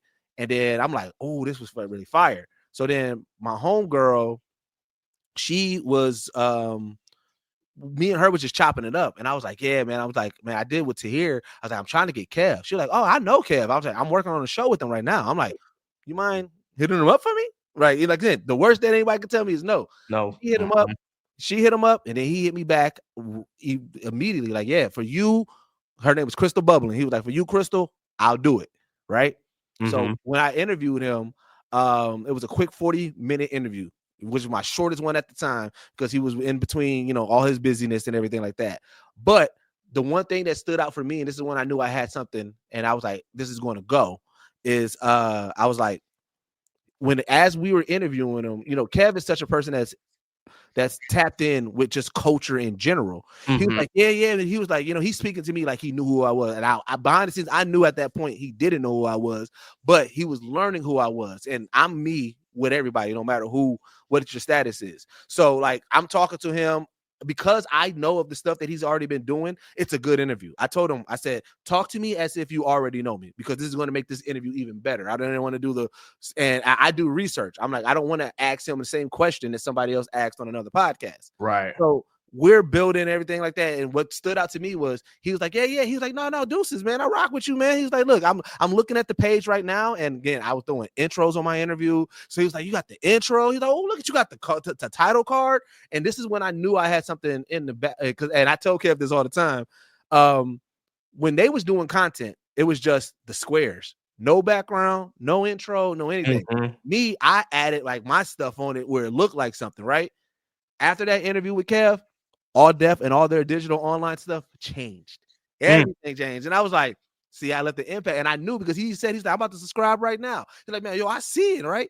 And knowing the fact that he taps in, like, and everything like that, and knowing the fact that he's like, he looks at and he keeps everybody at the same level. Like he don't belittle anybody. And that's why I think I'm so, so cool with them, because, I feel like I never hit him up just for, I don't only hit him up when I need something. I'll hit him up to like, say, what's up, wish him a happy birthday, things like that, and sometimes we just chop it up about anime. But I think after that interview came out with Kev, that opened up the whole all deaf stratosphere. So then after I did it with Kev, then I got Patrick, then I got Will Ferrell, then I got CP, then I got Meg Scoop, and I was just going through all of all deaf to the point where at that, and then like I said, then Tier brought me on Zooming with the homies, and then all deaf was hitting me up like, yo, we doing all deaf, we doing this all deaf nerd shit, we doing all deaf cannabis shit, we need to guest on all deaf women. So then they started bringing me on to do more all deaf stuff, and then when we was doing they was like, I was talking to Will Ferrell, and I was like, yo, I know y'all got Black Blasphemy. I was like, y'all got to start doing more geek topics. And he was like, well, shit, we was thinking about doing Geek Blasphemy. And I was like, man, that'd be fire. I was like, I would love to be a contestant. He was like, do you want to be the host? And I'm like, bet. And then I end up being the host of Geek Blasphemy. And then it just, ever since then, it's just, I'm like Red Man to the Wu-Tang. Okay. You know what I'm saying? It's like, it's like I'm not all deaf, but I'm like, I'm there with everybody, like to the point, like even at last DreamCon, they gave me just press, and I'm like, but I'm like, I'm cool with everybody. I'm passing all the creators and all, and they all, behind the velvet rope, and they're like, Deuces, why you in here? And I'm like, nigga, they just giving me press. They ain't letting me back there. They're like, man, get over here. And I'm just like, so it's like I'm literally like, I'm like the Red Man to all deaf's Wu-Tang. Okay, hey, that's a dope story and a dope connection, man. Like, I think the fact that you were able to connect with them and connect with Kev, that was really big. And then, of course, the DreamCon interview that happened, obviously I was there for that. I got a chance to meet Kevin on stage, and I was just like, man, I really enjoyed the stuff that he does, but this also the stuff that you did with him. It really was like inspirational to me. It's just like, man, you know what? The worst these people can say is no. I just have to make sure that, schedules align and whatnot. If there comes a time with that it says yes. So I do have a few people that I definitely want to reach out to, but I'm glad to know that there's somebody that's at least on the all deaf side, because listen, when the pandemic hit, all deaf digital, those roast me's, that's all I was watching. I'm just bro. And what's crazy is too, because like, chopping it up with everybody, even, just, being able to have casual conversation with everybody, and like, they just appreciate people being regular. And that's why I love this community so much, because even with telling Kev about the anime community and like, bro, you should come over here. Trust me, they're gonna rock with you. They're gonna love you because you genuine. I was like, what I'm saying? And that's what they were like, they're so used to so many people treating them different, because of their celeb status, that when they get around people that are just going to treat them regular or have regular conversation, and just be able to, geek out and fan out, like, you are who you are, but also we can talk to you as regular. That's where they appreciate. That's why, like, with the DreamCon situation, what's funny about that is that, like, when I had hit Kev up, and again, this is where like why this year I'm trying things different. I'm trying to like I submitted to a lot of places for creator instead of press this time because I was just only press, right? But we put on this panel that we had all these big names on it. And so if for those who are stage crew, that's what Kev's crew's called, you know, his fan base is called, or people who watch Kev on Stage's content with his podcast, one thing that you would know about Kev is that Kev does not like meet and greets. It's not because he doesn't want to meet the fans. It's just it gets so crazy that it's like he'll be there all day, right? And so when I went to go get him and was getting the panel ready, so I was like, he's like, yo, I'm upstairs. I'm like, all right, I'm gonna come get you, right? So then he's like, all right, so he was like, where's the back way we go? And I'm like, bro, there's really no back way. It was like, it's right there. It's like we literally right down here. He said, well, let's try to go. So it was me, Kev, his kids, and his wife.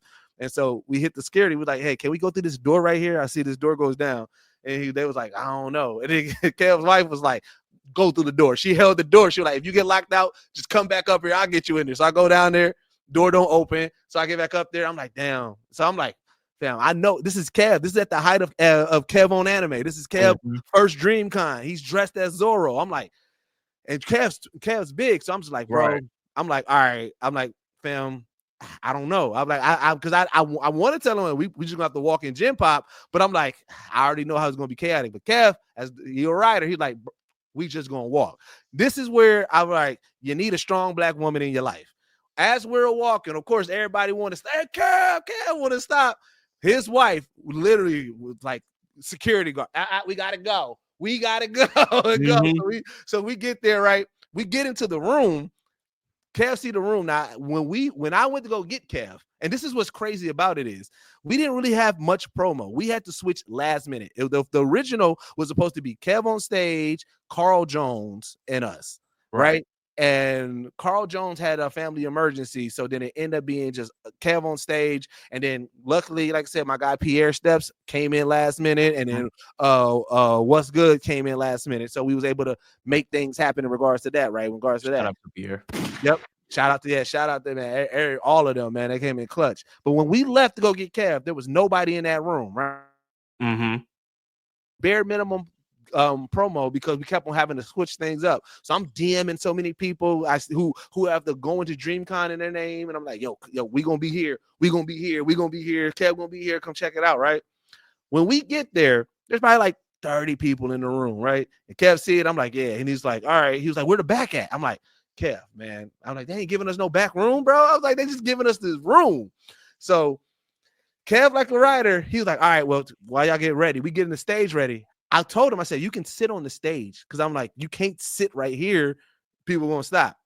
Lo and behold, as I'm sitting there, I'm getting things ready. As I look around, it's a line out the door, and it's Kev doing a meet and greet. So where it's Kev's worst thing, but it was the best thing to happen for us. We got this line out the room, and it's a meet and greet for Kev. So we had so many people popping in, like, oh shit, they go Kev. Oh, Kev. So they coming in the room because they just want to get their selfie with Kev. and it's funny because at one point Kev doing the meet and greet, and I'm on stage getting together, and Kev, he leaned back, he said, you owe me forever. And I was like, hey man, I didn't set this meet and greet up. I was like, you should have been on stage, but it was like he was a good sport about it. He talked about it on his pod, and I was just like, again, it was just dope to be able to have that moment and kind of, again, something that I was going into it. I'm like, man, we didn't get a good promotion. We didn't make it to the main DreamCon page to, as posted. I said, we got a celeb, but I'm like, you know what I'm saying? He posted it once, and I'm like, so I don't know what traction it is. So I'm thinking it's going to be a dud. Mm-hmm. We had that whole room, and I was like, man, this is crazy. Like that. So that was a dope DreamCon. I ain't gonna hold you. Nah, for real. Like outside of any of the elements, I think last year's DreamCon was really, really dope, and for me it was really, really focused because I was like, okay, I'm gonna go here. There was only one panel I couldn't get to just because the room was just incredibly small, and obviously it got packed out. I couldn't get in, but I was on a mission to be like, hey, I'm gonna go here to support my homie. I'm gonna go here to support Omar. I'm gonna go here to support Young Deuces. Like I had a plan set out for this particular DreamCon. 2022, I went on all vibes. 2023 was like vibes plus planned, so it was kind of it could either be up and down, but this one I'm like, no, I got a plan to be here, and this is where we're going. And I think that's what made my DreamCon experience all the more enjoyable. And then, of course, getting to see that opportunity again with Kevin on stage and actually getting a chance to talk to him for a little bit, take a picture and just getting the chance to, I introduced myself to his wife because like, ain't no way that I could talk to you and not, talk to the woman that's behind it all. So I made sure I was like, hey, how you doing? Nice to finally meet you. Like, you got a beautiful family. Y'all are doing great and amazing things. Please just keep doing what you're doing and keep doing what y'all love. Like, and I think she really appreciated it because I saw her face lit up when I went to go talk to her. I was just like, hey, how you doing? No, yeah, man. Miss Kev on stage she's super dope. Because even with us having a conversation with her, like, she don't know nothing about this world. Right. And just to be, saying that supporter that she is and everything, but also her being like, all right, I'm in it. You know what I'm saying? What you know what I'm saying? Like, I definitely appreciate their dynamic. You know what I'm saying? Just to being able to see that type of dynamic because strong Black couples is always, for me, I'm a person that I like to celebrate love in general, right? Like, so often we get the opposite reaction. People, want to find the flaw in a relationship or anything like that. But like, anytime I see a strong Black couple, I do make sure I'm very vocal and I amplify that because Black love is important to me. It absolutely is. And it's the same for me, man. I'm a big proponent of Black love. And I've said this throughout multiple episodes. I said, listen, whenever that day does happen, like she gonna be Black. And that's all it is. Like Black wife, Black kids. That's what I believe in. If things happen differently, like say, and I told Daphne this the other day, I was like, look, if they are, if they're a different person of color, okay, there's got to be some terms and conditions, obviously, with that. But when it comes to this, I'm like, oh, there's a lot of terms and conditions. I don't think they'll be able to meet that. But we'll see. But but my focus is always to just strengthen Black love and to hopefully one day have one of my own. So that's always something that I believe in. So I'm glad to hear that, and I'm glad to see that support through and through. Real quick, because I know that I didn't want to keep you too long, but I did have a couple questions. One regarding like the Black Geek documentary. I just want to ask you how that was going so far, and were there any changes that you had to make, or any elements that you've added to it, or was there anything that hindered you from, making the documentary the way that you saw fit? So I think it went through a couple of phases because so right now where we're currently at with the Black Geek documentary is that we're trying to we got to finish it. We're at the last step of it, which is doing what we call our hero interviews, which is something that we've been pushing towards. The issue is that because our main goal from the get-go is that we want to put out something that the culture is proud of, right? So it has to look like, we want it to look polished, right? But we're doing this all solo. We don't have any investors. We don't have any financial backing and everything like that. So that's where the idea behind the Kickstarter came. The idea behind the Kickstarter was, if we can get the culture invested in it enough where people want to financially help us, reach that finish line, then what I'm saying, that'll help us out because again, Kev on Stage connection, and this is some behind the scenes stuff that we talked about on the Patreon, but you family and your viewers are family, so I'll give y'all this. Kev on Stage has so graciously enough offered us to use his Kev on Stage studio to film our final interviews for the documentary. So again, I'm a person that I like to do good business. I'm a person that I like to do things the right way, and I want to make sure that all parties involved feel proud about this project and everything like that. So we obviously still also want to, financially make sure that we're paying what we need to pay in order to use this space and everything like that, get out there and kind of do this the right way. So we have a figure in mind that we're working towards, and that Kickstarter would have got us there. Being that it didn't got us there, it's just a whole lot of pivot. So because of the pivot, because we just need to build our name for investors' stake, to get more people to be like, because we have the right people to get us in front of the right people, but we need to sell it, right? And so because of that, and because of the Kickstarter, the failure of the Kickstarter, it pivoted into a new show that we're working on. We did a couple of episodes already free on our YouTube called What We Talking About, and it's pretty much the way that I've been telling everybody is Guy Code meets blurred culture, right? So it's like it's our talking head, because I said the one thing that I think that a lot of people that we were missing with Geekset is that we move as a unit, but I need people to be individually invested in everybody's individual personality, right? I need people to know Didge and know Bacardi and know King and know Trip and know Yasa and just know everybody and be like, oh snap, you know what I'm saying? And know our comedy, know the inside jokes, kind of like how we know with All Def, right? You know, All Def was a big model of what I was seeing. It's like when you watch All Def, when you watch Squadcast, you know, we might get to 2 topics, but we know that they're gonna roast. You know that they're gonna talk about Tahir being fat. They're gonna say Kev got a coochie. They're gonna talk about Pat and you know what I'm saying. So it's like we know the thing, but I was like, I like that dynamic, and I said we don't have that in Geekset. So we started this show called What We Talking About. We did a couple of special episodes around Christmas, around Thanksgiving, and it's just really just us art comedy around specific topics within blur culture and hip hop culture, and so we filmed 11 episodes that are now in post production, getting finished, edited, and everything like that. And we're going to be releasing it on a large platform to kind of episodic of this, right? So that way we can kind of build our name up more and everything like that. And then start going back to these investors to try to see if we can finish out, because we got everything pretty much lined out as far as the B-roll, as far as all the culture interviews, the people that we had a chance to interview and everything like that through 3 years of DreamCon, C2E2, Anime NYC.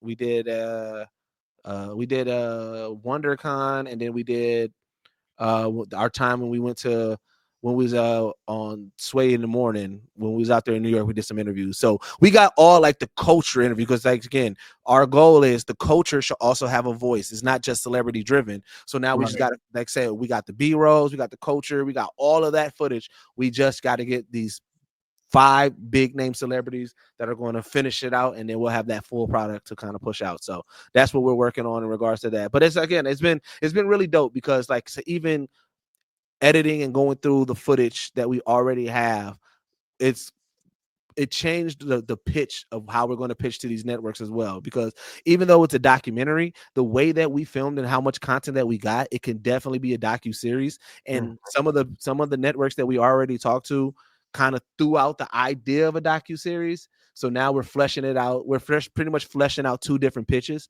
We got a pitch for the documentary, but we also got a pitch for a docu-series, and then we also got like a sub pitch that would like it to help with the promo run of it. Like, so we got this full campaign idea. It's just really like, this is where creation and financial backing needs to meet, right? Because like, if we are able to create it the way that we want to create it, is going to be a huge, huge movement that's going to amplify so many people within this culture. Because that's the main goal. It's not about when the Black Geek documentary comes out, everybody's like, oh yeah, Geekset, man, Black Geek documentary.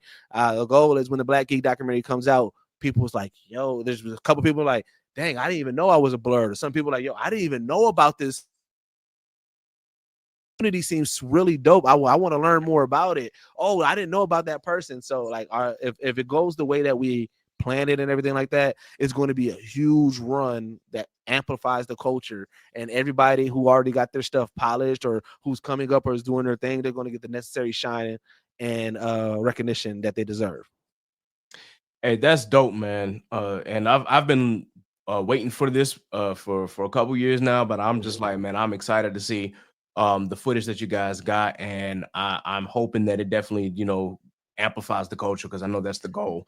I definitely, can't wait to see what little nuggets are in there, and I've always been ready for this, because I know that you guys have been doing dope work. So I'm definitely ready to see it, and hopefully I'll be able to show it to some of my friends and some of the people who I know are just discovering their blood, their geekdom, so that way they can see what we have always known within this community. And I for what you do for the community, man, I think it's just is really, really big. And it's not just you're keeping it humble. It's not a focus on y'all, it's a focus on the community at large, and I think that's what's really, really important. So if no one else has told you this, of course, thank you for all the work that you've been doing right thus far, and I can't wait to see what you guys have in store for the community. No, I appreciate that, man. I really do. You know what I'm saying? And again, that's one of the things, like I said, when I was going through, as I'm going through therapy and trying to find things to kind of help keep pushing and everything like that, it is words from the culture that helps out. Where it's like I said, when I said you got to remember to smell the flowers as you're going and everything like that, right? Because we us as humans, we always in general we do want, we want recognition, we want love, but we also want to we want to serve a purpose and everything like that, right? Right. And it's we can easily succumb to, I don't know what the term that I'm looking for, but it's like comparison, right? We're looking at somebody like, dang, they get in love for that. We doing this over here too. How come we can't get that same type of love and everything like that? So, a moment of vulnerability is like, when I first got the WatchMojo gig, I was like, "Ooh, this is gonna be dope," because I'm like one of the first black narrators. I'm the first American black narrator, so I'm like, "Oh, this is gonna be fire" and everything like that. And it's just like, what I'm saying. So I'm dropping my list, I'm dropping my promo for it and everything. Then I'm like, damn, man. I'm not seeing the comments, I'm not seeing the retweets, I'm not seeing the posts, and I'm just like, damn, is anybody even seeing it? You know what I'm saying? And then of course, because I'm black and racism is still alive, in the comments, yeah, I'll see other people, what I'm saying, like, yeah, well, who is this? Oh, why y'all bringing slang to WatchMojo? Why y'all bringing this urban speak to WatchMojo, right? Now, granted, WatchMojo and the team, they got my back 100%. So I got no issue over there. But it's like when I'm seeing that and I'm seeing less of the amplification, what I'm saying, I get in my head. But then I talk to people within the culture, right? So I may not see nobody just randomly post it, but when I talk to people of the culture, they are having that moment with me, telling me, their appreciation of it. And it's like, I gotta remember, it is more than just seeing what's on these screens, more than what's seeing that's on these phones. And I'll tell you a dope moment for me last year at DreamCon, and this is what really kind of helped me out with my mental state of just like trying to always compare myself to the next, because I've been fortunate enough to be around some of the next, is that like you think about your impact a lot on this culture and you look for instant gratification when you don't need that. It's like there's more to that. Sometimes it's just knowing that you're doing something that's adding to the growth of something. And when I was at DreamCon last year, and I was coming down the escalator, and this is the first time this ever happened to me in life, right? Because I'm thinking, like, say, this community is big, this community is super big, right? And sometimes we know each other, but that sometimes we know each other's ats. Sometimes you got that little small picture sometimes, so we might not recognize each other, right? So in my head, at DreamCon, that's home field, right? So anybody that meets me at DreamCon, I'm expecting you probably heard me in the space or something like that. We probably follow each other. We meet. So it's like, I'm not looking at it as like, oh shit, this is fam. I'm like we fam. That's how I look at it. Like, what I'm saying? We all one and the same. And so I'm coming down the escalator and this one dude pulled up. He's like, oh, yo, Deuce. Right. So I'm like, yo, what up, bro? You know what I'm saying? Thinking it's just like regular, right? And then he started listing the WatchMojo stuff and the All Def stuff that I was on. So I'm just like, whoa, wait, this is I'm thinking, I thought you probably part of Analytical or some shit. I'm thinking you in the zeitgeist, but it's like, oh shit, no. I'm like, so this is somebody, and so again, regular interaction. I'm like, oh yeah. He's like, man, I like this. I'm like, yo, I appreciate that, man. Yo, thanks for watching it out. I'm about to beeline out. He's like, whoa. Yo, can I get a selfie? And I'm like, yeah. And I'm like, for me, I was like, bro, I ain't never had like that. Like to me, that's that's when before I met Pat. I saw Pat. I'm like, yo, Pat, what up, yo? Hey, can I get? That's like, I'm thinking like that's like saying somebody that's a fan of your work, and after that, he called like two other people over, and they like, oh yeah, let's get the selfie with Deuces, and I'm just like, yeah, that's when I like realized, like, you know what? Yeah, it is more than just the screen. It's more than like, what I'm saying? Like, I'm thinking, like, again, I'm keep on trying to elevate, that I'm forgetting that there's certain things that thousands of people seen that they may be like, oh shit, you know what I'm saying? Or I'm talking to people and they asking me like, yo, Deuce, man, how can I get to where you get? And I'm like, where I'm at, like, I feel like I'm in the same boat as y'all. I'm trying to get, you know what I'm saying, higher. So it is a lot of realizing that, like, the things that you might want or look for as like, as celebratorial, it's not always going to be in the way and the form that you want it to be, right? It's not going to always be like, oh, you the most retweeted person, or you got 1,000 likes or 1,000 comments, and you just got to believe in your content and believe that it's reaching the right people, and also knowing your audience. I'm a very chill guy. You know what I'm saying? I don't really go crazy like that. So it's like, it'll be kind of funny for me to expect anybody who supports my stuff to be more amplified than me, because a lot of the times the support group that you build is a lot of they mirror the creator, right? Your fan base, they know your jokes. You know what I'm saying? The people that watch Chaotic Culture, they know the stuff, the jokes. So when they see you, that interaction is going to be a little bit different, but that's an interaction that's going to be, you're going to be like, oh shit, they tapped in. They really tapped in with us, right? And so it's like, it is that, like, it may not be you may not have a community of we tweeting everything about Ked every day, or okay, did y'all see what Ked said this? That may not be the case, but in that moment, somebody be gonna go crazy, like, oh shit, bro, hey, I listen to you every day while I'm at the gig, or I listen to you every day while I'm working out. You know what I'm saying? So like, hey, this is really, and so it's just like, I am so appreciative of this community, because when I came in, y'all, everybody was already rocking. I felt like everybody knew each other. Right. And I was like, man, I really love it. I'm like, this is what I was searching for. And this community, you guys all accepted me and my team with open arms. And to the point where, like I said, where everybody, like I said, y'all was hella supportive. There was so many times I was chilling in them spaces. And again, I'm not a scary guy, but I'm just like, I'm like, everybody already know each other. I'm like, I ain't about to hop on stage and talking to these spaces and shit like that. But then when I got on, it was all love, and it was just like, man, yo, like, bro, I talk about this culture so much to everybody. That's why Kev gets tapped in. Like, that's what anybody that I've interviewed. What's great about when you because you even preface it for this, after the interview goes off, there's usually a little bit of moment where you just chop it up with the person. Everybody that I've interviewed, all the celebrities that I have been fortunate enough to speak with, I chopped it up with them. And when we're talking about the culture and everything, I was bringing up our Twitter community when we was doing Twitter spaces, and I'm talking about, I was bringing it up by names and by groups and shit like that. I was saying like, yeah, we got Anime After Dark, just the worst gen. We got Blanime, we got Chaotic Culture, we got Animal. Like I was dropping the jokes. We got famous ass Simone up in there. Like I was dropping all the jokes. So that's why I love the fact that when people come into our community, they got to conform to our speech, right? You know what I'm saying? I love that Kev is calling Simone famous ass Simone. You know what I'm saying? You know what I'm saying? Like, bro, and I told Wave this, when Wave was going crazy, and we ain't gonna talk about why, but when that situation happened, just want to let you know, there was some celebrities that hit me up like, yo, what's going on?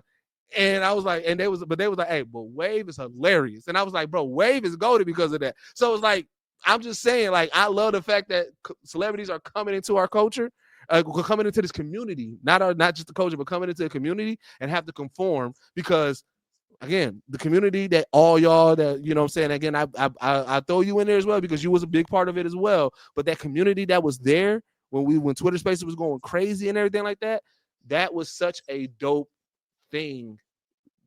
During, like I said, during this growth and everything like that. So it was just one of those things that I love that a lot. I love this culture, this community and everything a lot, because it shaped it shaped who I am now. Like these past 5 years have been the most self-aware of who I am as a person, as a creator, and how I want to move. And a lot of it came from just being within, finding my tribe. I tell people all the time, like, you remember that moment at the end of Black Panther where that kid saw T'Challa for the first time and he was like, who are you? And I was like, that was me finding blurred culture. Like, I've been looking for this and it's been right here under my nose. And now I just want to help it. You know what I'm saying? That's shaped how I've been moving for the past 5 years. Nah, that's dope, man. That's dope to hear. And I'm glad that the culture was able to, provide that space for you, for real, man. And just, finding that community was also, a big thing for me as well. Even with everybody, kind of like doing their things and whatnot, I still hit like certain people up like, hey, man, how you feeling? How you doing? And whatnot. And it created like a lot of bonds for me. And I was searching for it as well. And I, just happened to stumble across it in 2021. Because not only because of the pandemic, but because at that time I'm like, man, there was a couple years where I like had stopped watching anime, and I'm like, why did I stop watching anime, bro? Let me get back into my shit.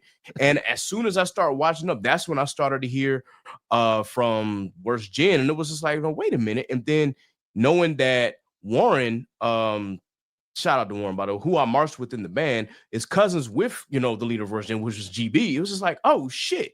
And, we all part of the same fraternity. So that was that door that led to that. And then that's how I kind of got tapped in with the rest of the community. And then, when they became Anime After Dark, at that point, things just kind of took off from there. And granted, while I'm like you when it comes to that, I'm kind of the red man in this situation. I ain't part of Anime After Dark, technically, but they know I'm one of the regulars that come around anytime, they were doing stuff. It's just like, hey, where's Kid? Oh, right here. All right, bet. Yeah.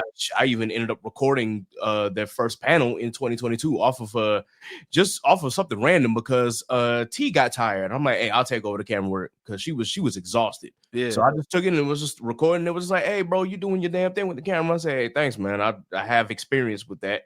Yeah. So just being able to be tapped in, that has definitely helped all of us. And I'm glad that the platform that we had was able to skyrocket just because of the community that we found. Yeah. I've realized that there was a couple other things that I wanted to ask you real quick before we get out of here. One, ahead, bro. WatchMojo, like, how did that happen? Bro, so and this is why I tell people, like, yo, don't ever get in your head about what you can do. Mm-hmm. So I'm a person, I wouldn't say that I believe in manifestation, but I do put things out in the world just to be like, I gotta say it or I gotta put it out there, right? Mm-hmm. And at one point in life, I don't remember when. Well, no, I do remember when, because I gotta say there was early 2021, and I said, I got some things that I want to cross off on my bucket list. And I was like, what I'm saying? I want to do a video breakdown with Screen Crush. What I'm saying, about, a movie or something like that. I want to do a WatchMojo list. I want to do X, Y, and Z. I want to freestyle on Sway's Universe. Like, I just had this a bucket list of things that I wanted to do, right?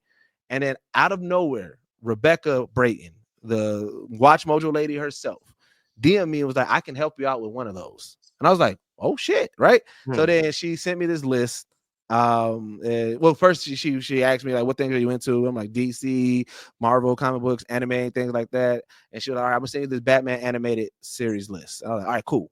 So I did the list, sent it, thinking it's a one-time thing, and where I was like, well, if it's a one-time thing, then I'm gonna be me, right? So I got a lot of energy and everything like that. And I mean, I love WatchMojo, but, like, I'm saying, a lot of them, they got that very narrated speech. Welcome to WatchMojo. This is such and such, right? So I was like, if it's a one-time thing, let me spice it up, right? So I came in full deuces. Welcome to WatchMojo. Did my whole thing and everything like that. They put the list out and everything. And then, like, 2 days after that, she was like, hey, she's like, that was really good. Way better than we expected. She's like, I don't know, did you want to do this one time? Or she's like, because if you would like, we would like to bring you on as a narrator. And I was like, bet. I was like, no, I would love to do this thing, right? Because I was like, what I'm saying, and one thing that I do after every comic book, anything that's inspired by a graphic novel or a comic book or anything of that nature, and they put a movie out. When I finish that movie, I watch Screen Crush breakdown. I go watch WatchMojo's breakdown. Like, I watch these things. So I'm like, I'm so familiar with the platform. I'm like, yes, I would love to be on WatchMojo. And yeah, so I got that, like, from probably, I want to say, May. And then they were sending me all these lists. We was going through them. We was doing them and everything, onboarding. And that was the longest 3 months ever, because I think that year DreamCon was in July. And I already knew, but I couldn't tell anybody. I couldn't tell nobody that was part of it. Mm-hmm. And so in the beginning of August, because that was my birthday. I'm a Leo. My birthday's in August. Beginning of August, they dropped my first list of that year. And that was the first time that I got on stage, Anime After Dark, because I was like, no, I need the culture to know this. I need the community to know that we got a black guy over here on WatchMojo. and then here we are. I'm about to hit my 300th episode soon. So yeah. Hey, that's dope to hear, man. And once again, man, I appreciate you for all that you do. And again, congrats on just being a part of the WatchMojo crew. Yeah, I follow that platform, excuse me, goodness gracious, I'm all over my words, but I follow that platform very closely as well, and I watch some of the lists, and some of the lists I'll be like, okay, that's a decent list, and others I'm just like, really, WatchMojo, that's what you came up with? Okay, But it's like that, bro. I always sometimes they'll send me a list and I look at it. I'm like, bro, you like it is funny because I look at I'll still look at some of the other people's lists, right? And like they'll send, what I'm saying, they'll send one of the other people a list and they'll be like, top 10 shows that get hated on that you love, right? And then they'll send me a list and they'll be like, top 10 Disney movies that are the worst. And I'm like, y'all about to get me ate up in these comments, man.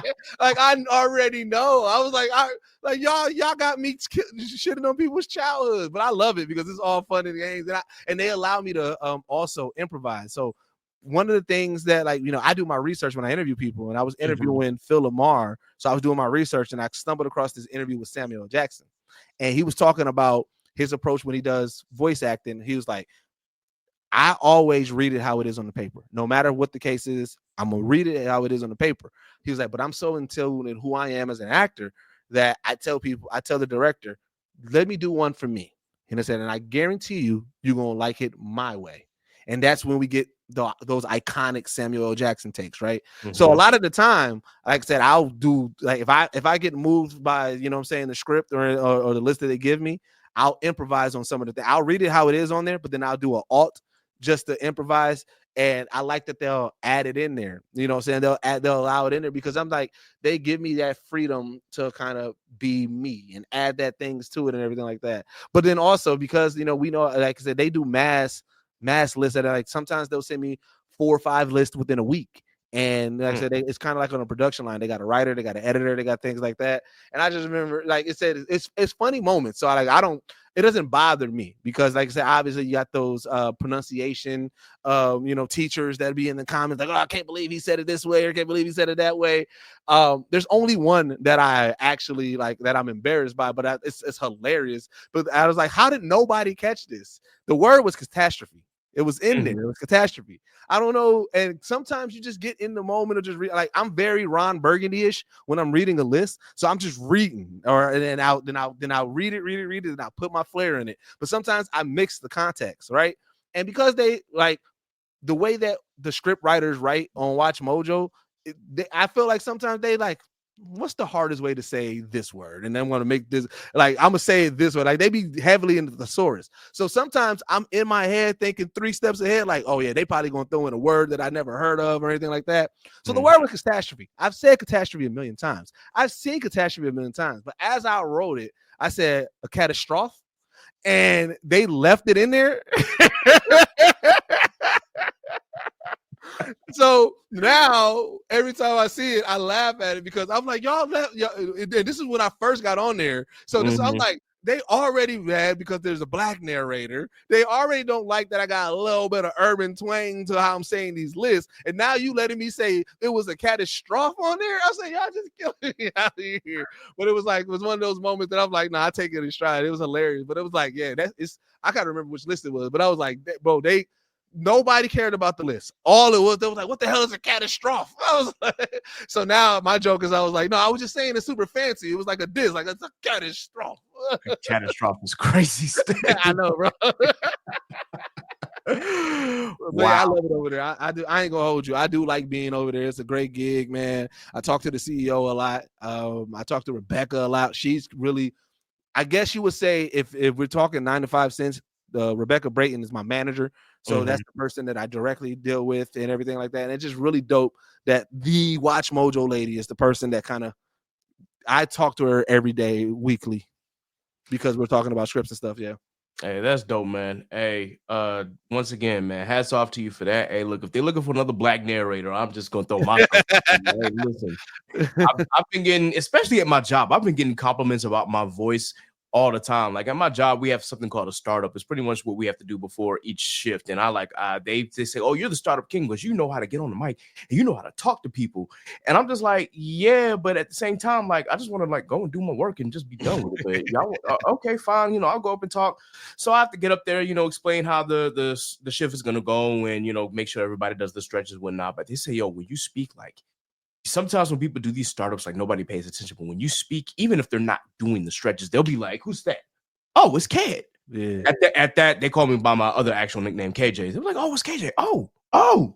and they'll just pay attention, and I'm just sitting there like, oh well, you know, I got an audience now. I've been acting, and I've been doing like speeches and public speaking since I was 4 or 5. So it's kind of, it comes natural to me, but it's still just one of those things where it's just like, if I'm gonna be doing this, I'd rather be doing something that I like really, really, really love. But yeah, hey, listen, if they need a narrator or a script, or you know, someone to read a script, I'm just throwing my name out there. But yeah, let's say if I hear anything, I throw your name in. That's because I've been big on that. I'm a behind the scenes connected daughter a lot. There's a lot of dots that I connected for people. Because I think it comes from just my upbringing and just things that I've seen. And my goal has always been to amplify something. Like my last album that I put out was called All I Ever Wanted Was an Opportunity. And the reason why I named it that is because everything that I moved on, everything that I do is based off of just the opportunity to be great, to be a part of something, right?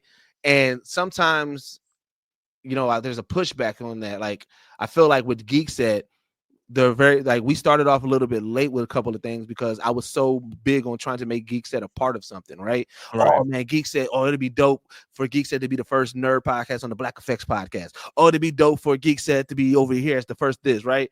And I feel like at some point I had a personal conversation with God, and I was like, look, just steer me where you need to steer me. I'm gonna stop trying to force this square cube into this round hole, right? And from pretty much everything that God told me was Geekset is not meant to be a part of something. Geekset is an engine to be, help push, right? And so because of that, like, you know what I'm saying, like I often try to make sure that like when I'm pushing or when we amplifying or when we doing things, it's not being forced, right? It's just more so just where am I going with this, right? Like, you know, and just leading with it. So like when it came down to like acting and everything like that, and kind of even with that, like when at the time when I was doing my interviews and I was researching all these voice actors, I'm seeing the stuff that they're doing, and I'm like, yo, I got that. I got all this equipment. I can do this. And I was like, I always wanted to do voice acting. So when the WatchMojo thing landed in, and I said, I'm gonna lean into that. And I tell people all the time, just keep on pushing and keep on, like, don't ever stop yourself from trying something, because you never know how that can go. So I put myself out there and I'm getting the WatchMojo thing. I've been doing that for 3 years and I'm still going. I started doing more voice acting. I ended up getting an agent because off of this and everything. And I'm just like, 5 years ago, half of these people in the world didn't know who I was. I was just Deuces, you know what I'm saying, doing albums, doing music and everything like that. I had a pocket of people who knew who I was, but I was like, when I stopped trying to force things and I started just moving off of the love of stuff and the amplification of a culture, giving a voice to something else, you know what I'm saying, moving with a purpose, that's when things started working. So it's like, for me, again, kind of like I see what you're saying. This is like, yes, I want to be the voice actor. Yes, I want to be a part of stuff and everything like that. And I want to help amplify it and everything like that. But you also got to remember certain things you got to lead as well. And so that's why it comes down to the point where I tell people, put yourself out there, because you may be like, you know, I want to do this, but I don't know. But then you put yourself out there and then you come to realize like, oh shit, wait, I can do this. Especially with where the world is, where everything going remote. Like I said, a lot of podcasts, you got a good voice, G, put that out there, man, because narration is a huge thing, right? You know what I'm saying? Like, I feel like right now where I'm at in life with my path and getting to more character roles, like I'm doing more narrations, commercials and stuff like that, right? And I just call it, to me, I'm calling it paying dues. I know what I want to be. I know where I want to go. I want to do some characters. I want to have, I have small goals that don't mean nothing to anybody but me, right? Like I want to be able to sit down at a con and I have one of those banners with my picture in the front and then all my characters behind me. Like, yeah, it means nothing to nobody, but for me, I want that, right? So I look at myself as I'm paying the dues. I'm doing all these narrations where I'm just reading scripts, not actual character work, because now people are getting familiar with it. People are getting familiar with me to the point where now somebody like, oh man, yeah, I want the black guy from WatchMojo. The black guy, yeah, you know what I'm saying? You know, the black guy from WatchMojo. Like, yeah. Like, so it's like, it's bro, keep at it, bro. Like I said, if you already having that, especially with the public speaking, and you already got half of the equipment, you know what I'm saying, at your spot and everything like that, there's a good, bro, you definitely can land some good spots. Hey, I definitely appreciate the vote of confidence, man. Like it's like I said, I've been doing this thing for a long time as far as just public speaking and acting, and like, I just started really taking an interest in voice acting not too long ago myself. So it's like, man, if the acting bug is biting me, and I realize that I'm doing podcasts and using my voice, I'm like, let me use it to something that I know I'm gonna enjoy. So I'm definitely working on putting myself out there. Just gotta just gotta do it. That's really what it is. I just gotta do it. So I know God's gonna steer me in the right direction with that. So I'm looking forward to seeing what this year has in store in regarding to my voice and using it to amplify everything across the board. Last question, because I like to say we focus on Black music on this podcast sometimes, and that's the one thing we didn't get a chance to talk about. But I did want to ask, like, what if I don't know if you saw my top 25 hip hop list of 2024. Oh no, I didn't. I'll definitely shoot you that link. So those were my top 25 hip hop albums. I just wanted to know what has been some of the albums or music in hip hop that you have been thoroughly enjoying as of late. So there's actually 3 albums that are in constant rotation for the past 6 months. That's GNX, of course, Big X the Plug, and Doechii. Okay, yes. Well, no, I take it back. And 4 because I got to throw in Tyler the Creator. Yep. Yeah. So those 4 albums I have been keeping in rotation, just back and forth. I also, music has been in a good spot. I'm anticipating this Clips album. I'm excited about that and everything like that. Listen here.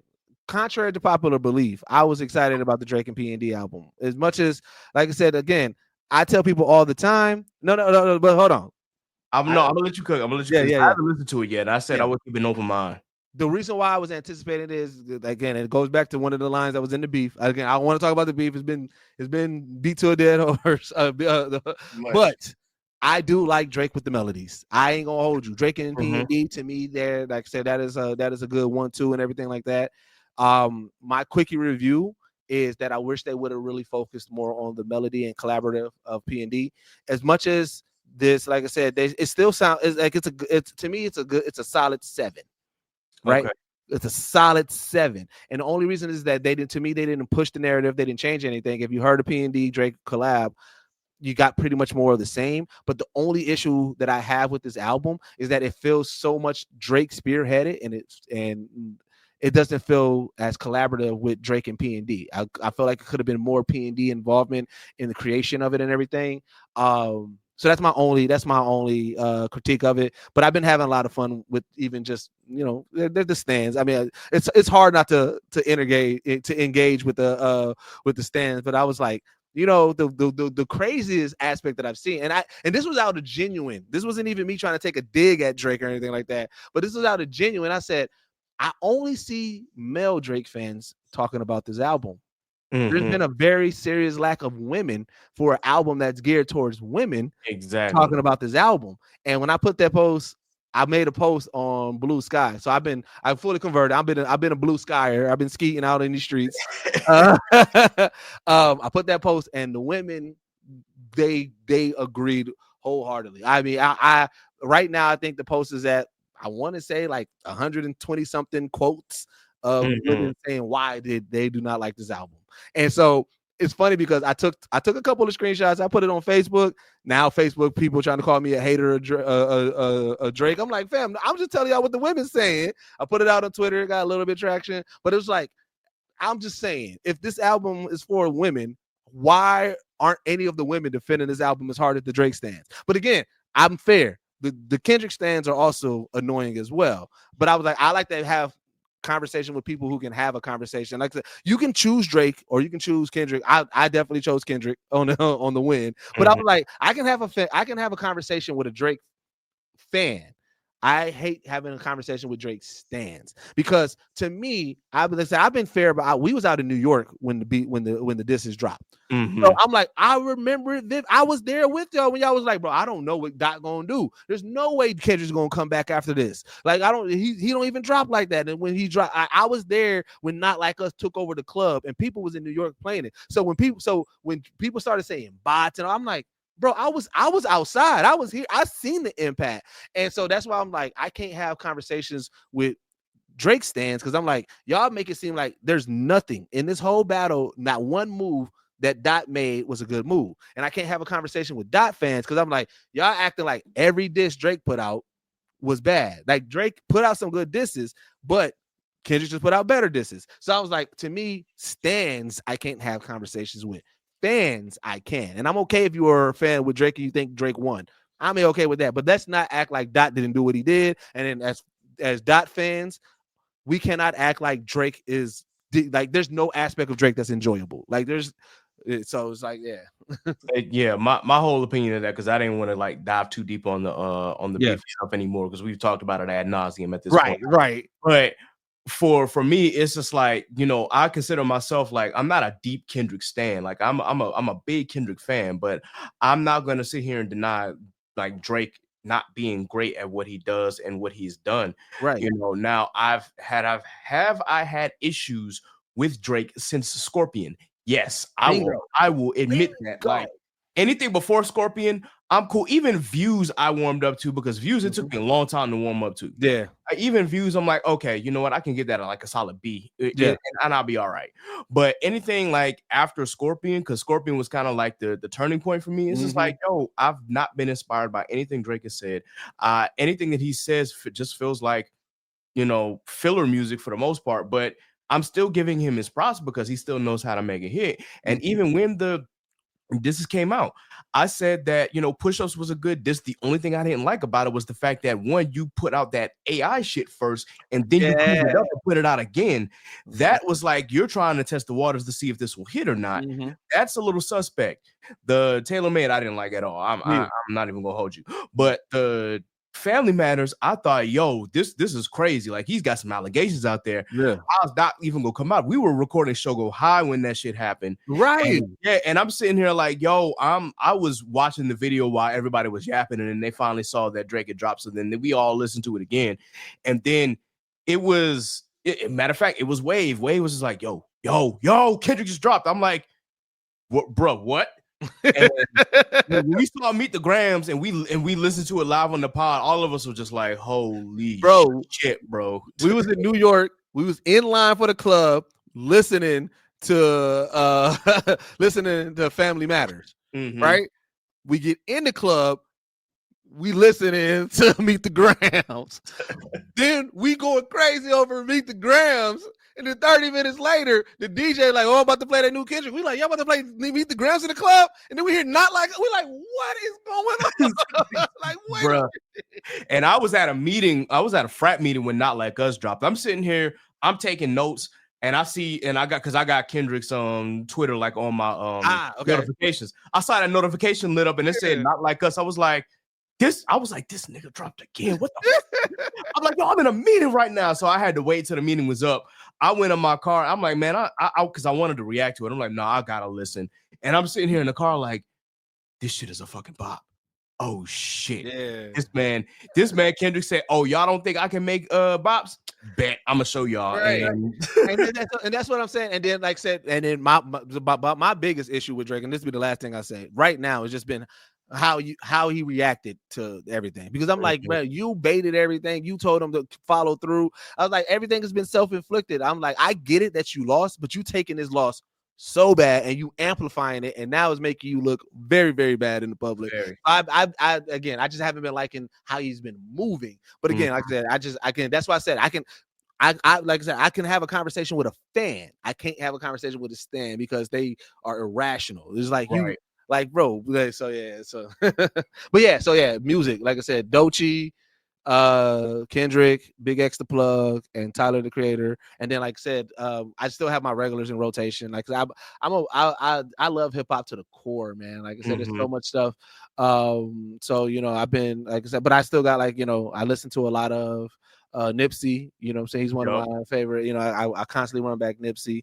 But again, I'm like, I love all of it. Being from the Midwest, we're kind of like a gumbo pot. We can appreciate everybody, right? So I'll listen to some Nipsey, but then I throw on some Dolphin Key Glock, you know what I'm saying? And then, you know, I throw on some J-Rock, you know what I'm saying? Or, you know, I come back up, you know what I'm saying, to the Midwest, and I throw on some classic Twista or so Do or Die or some Bone Thugs and Army. Like, I'm a person that I have music that I listen to for certain scenarios. I create playlists for like, if I'm driving, this is what I'm gonna listen to. If I'm editing, you know what I'm saying, I need some background music while I'm editing. I've been listening to this music. You know, if I'm cleaning, I'm listening to this music. So I just love music everywhere. That's my one medium. I often ask people the question: if you had to get rid of any form of entertainment and only had to stick with one, what's the one you'll stick with? Me is music. I can't imagine a world without music. Me either, to be honest. And I always say that acting is my first love, but then I look back and I'm like, bro, without music, I don't know where I would be right now. So you know, that's something that I have to always consider whenever I think about questions like that. And music has been such a big part of my life, you know, from my mom, you know, being a choir directress, my cousin being the actual director of the choirs that I was a part of, and just having music involved in my life, you know, having a brother that's 10 years older than me. So, you know, when when my mom or when my dad introduced me to old school, Nick was right there to introduce me to hip hop. I'm a 90s baby. He's 80s baby. So I would be hearing, you know, from the classics to the golden age of hip hop in the 90s. And then, of course, I grew up on the 2000s. So, like, I can appreciate all forms of music. I'm not just like some of the people back home who only listen to a certain style of rap. I'm like, no, right, same everything, bro. Like, I can listen to the conscious shit and then go to the party shit and then go to the, you know, trap. Like, there's some trap that I'm just kind of like, all right, yeah, that's a little much. But it's like I can appreciate all forms of it, man. Like I said, I had on my list, you know, while Big X the Plug didn't make my top 25, it was still an album I thoroughly enjoyed. And then I see that he dropped a deluxe, so like, now I got to go back and listen to that because I still keep him in rotation just because I like his sonically. I like the way that I can listen to his music. Now, I didn't have it as high again because I'm like, okay, the songs are all repetitive and it's the same flow every song. Yeah, it is. I still enjoy it for what it was. And a lot of people were just like, man, especially my boy back home in Newport News, he was like, oh, you definitely had a lot of conscious shit on there. I was like, well, it's not just conscious shit that's on there, but there's some dope other tracks there too. But the conscious shit, at least what we call mumble rap, but not the trap shit wasn't especially high just because sonically these other albums were just better and they made me feel a certain way. But then like I had I had Denzel Curry. Right, King of the Mischievous South. That's a whole lot of Memphis shit. Yeah, that he did on that soundtrack. So, and I'm like, and I had that shit high up. Those in my top 10, bro. Yeah, what you mean? Like I enjoy all forms of hip hop. So, it's great to hear, you know, someone who appreciates that as well. And like I said, Dochi's still been in rotation. GNX has still been in rotation for me. Chromacopia has been in rotation. Those were literally my top 3. I don't mean to spoil it for you, but those are literally my top 3 for the year. So I haven't gotten a chance to finish the Larry June and 2 Chainz joint, but that's next of mine too. I've heard a bit of it, and I listened to the Breakfast Club interview. So I'm excited. Like I said, I tell people all the time, you know, I've been telling people too, because I've realized there's a lot of people who don't know much about Larry June. So I've been telling people, I was like, if you are into Currency, I said that is a good transition to Larry June. I was like, Larry June and 2 Chainz project sounds tough from what I heard so far. It's definitely smooth, man, and I enjoy it. And that's a very good comparison. Like if you like Currency, then you'll like him, and then you might like Boldy James on top of that because he in that same realm. So that was my MO for a long time. Like, bro, I was heavy into the even if I wasn't a smoker or a big smoker, I just loved like the smokers feel music. I'm just like, hey, look, this is something you can roll a joint to and just kick back and just ride down the street to.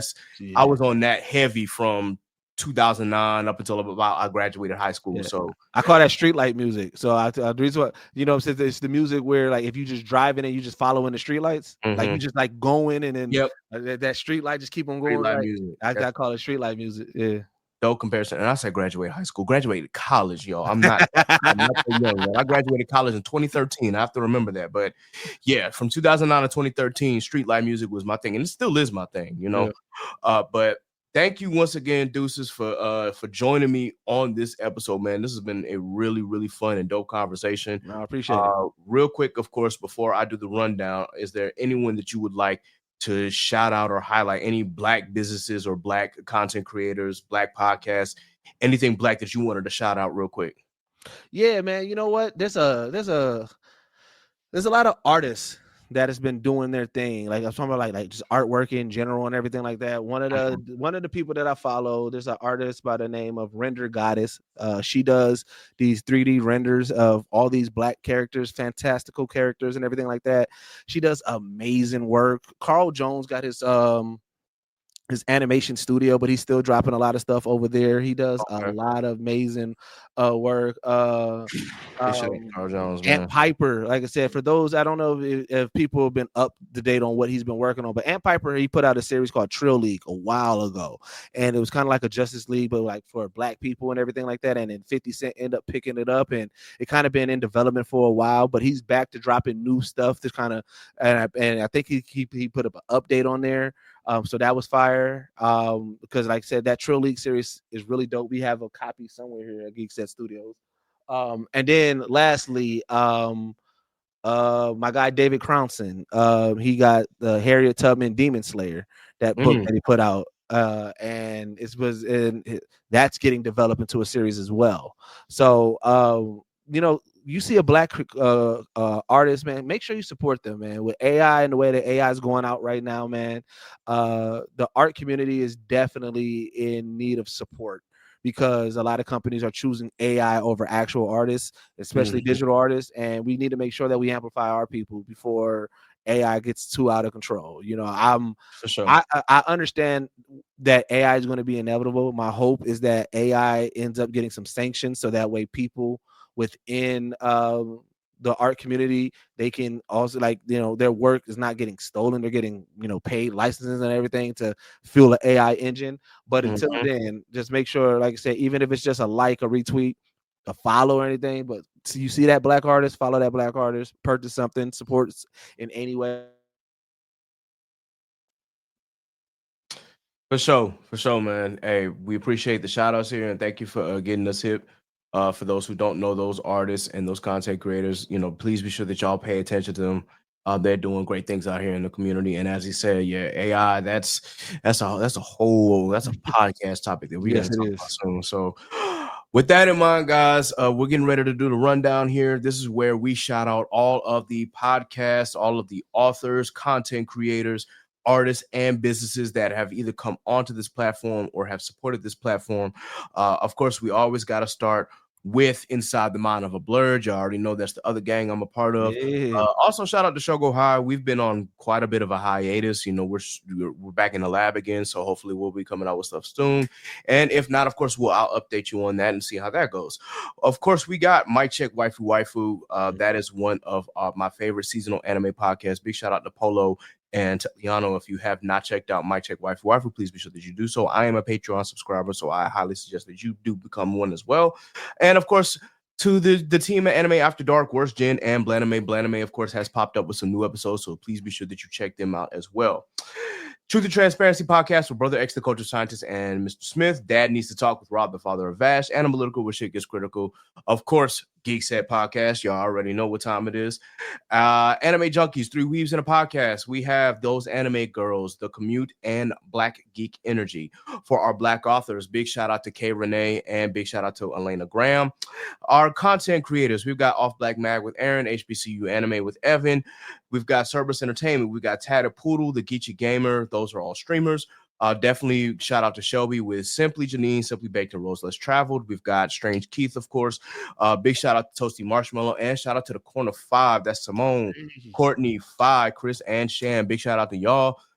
And to Blurred Mind Productions with our very own Scuba Steve and, of course, our boy Alpha. For our black artists, big shout out to NASA, Scoozy, Jack Union, Phil.me, Ellis Quinn, RJ Stackhouse, Quarter, Tyrone Leak Jr., who, of course, has created the songs for Chaotic Culture. Big shout out to Ari Lachelle, who is actually a part of the Recording Academy. Thank you for your vote. Thank you for the work that you've been putting in. We appreciate you, Ari, and continue to make great music. Big shout out to Zach Hans and Fortresses. Once again, shout out to Elena. Yes, she is an author as well as a singer. And big shout out to Zainab and my girl Imogen. And of course, for black businesses, Already Paid by Dre, Fresheners, Righteous Minds by Timo, KS's Brand by Christina, Cream Cosmetics by Naima, Minor for Money by Tremaine.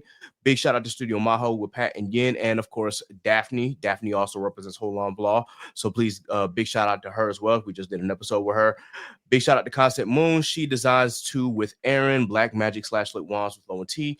H4 Creative by Zenobia, Real Estate Stone by Meredith, Sold by Belle by Mariah, Good Vibes Only with Nasa, Scrappy Sentiment by Sappy, and Bad Influence with my girl Jay. How can the people follow you, Deuces? Man, before I start, bro, that I feel like I needed that. That was nostalgic, bro. Because you got to remember when Twitter Spaces was going crazy, we used to hear these names get shout out. Like it was like a carousel. And I just realized I ain't hear like everybody's name in like one breath in a long time, bro. That was like therapeutic, bro. I'm glad. Thank you for doing that. I ain't even gonna hold you. I don't know if your community be like, if they be talking about it, but like that's dope. That's dope.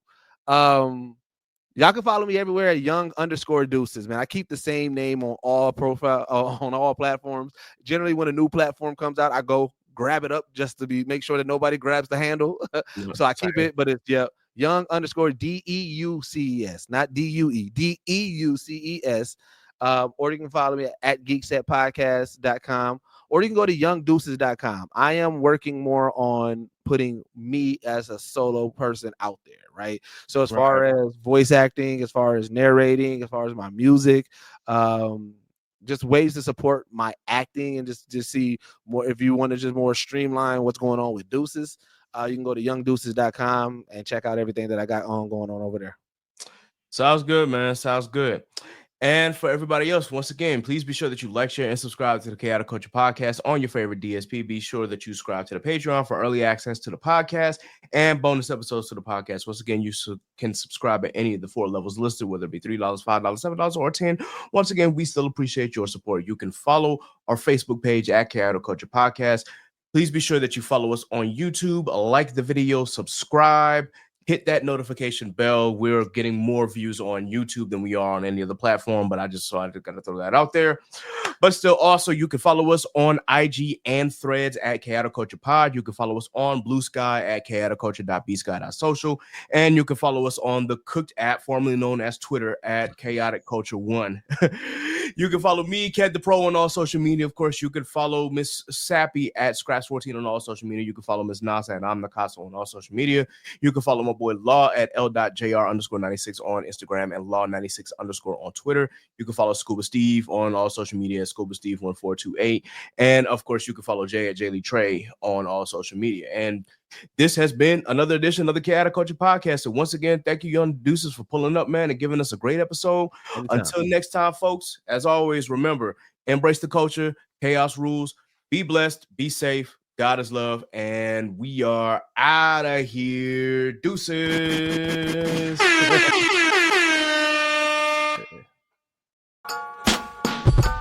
what's the word? You are now tuned in to the Chaotic Culture Podcast.